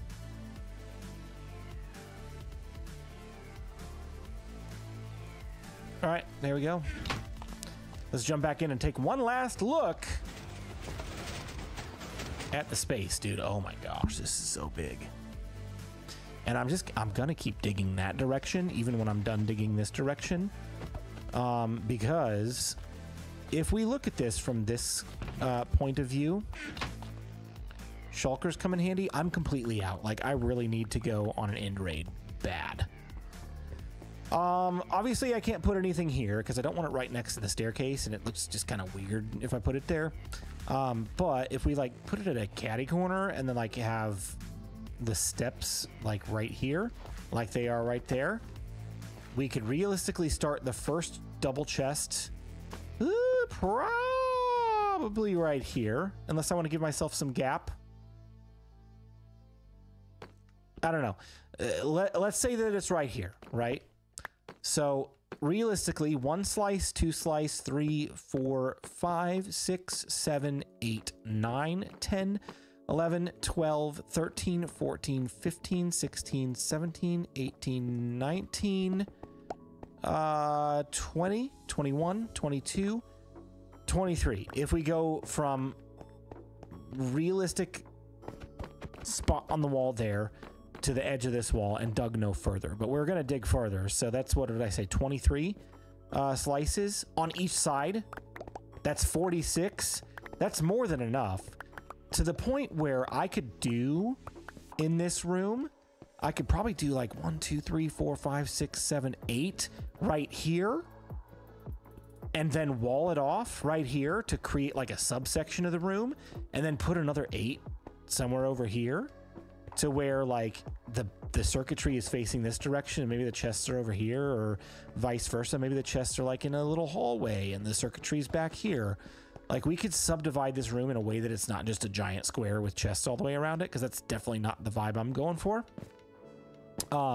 It's going to be a little bit more like strategically organized. It's going to be really cool. It's going to be really cool. Build Silent Whisperers Shulker Farm. It works well. Absolutely not. Hey, I like Silent just as much as the next guy, but here on the guide, we make our own stuff. Or I recruit you guys to help me, like Rebel. But I mean, this was my design. The multi-item sorter that I'm going to be building for this episode, my design. Hey, we can do stuff here. We don't need Silent. I like Silent just as much as the next guy, but we can do our own stuff. All right, guys, this is coming together just like Iris said. It's going to be awesome. It's going to be great.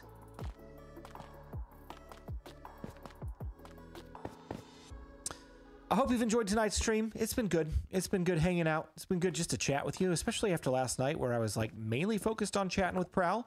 It's always good to have a catch-up stream where we can just talk and hang out and do stupid stuff and talk about movies and Minecraft and everything in between. But if I don't see you guys again before next week, I hope you have a great rest of your week. I'm not sure if I'm going to stream tomorrow night. We'll see. If I'm feeling up to it, I'll post later in the day. If not, then I will see you guys very, very soon with the next video or stream. Have a good one. Goodbye.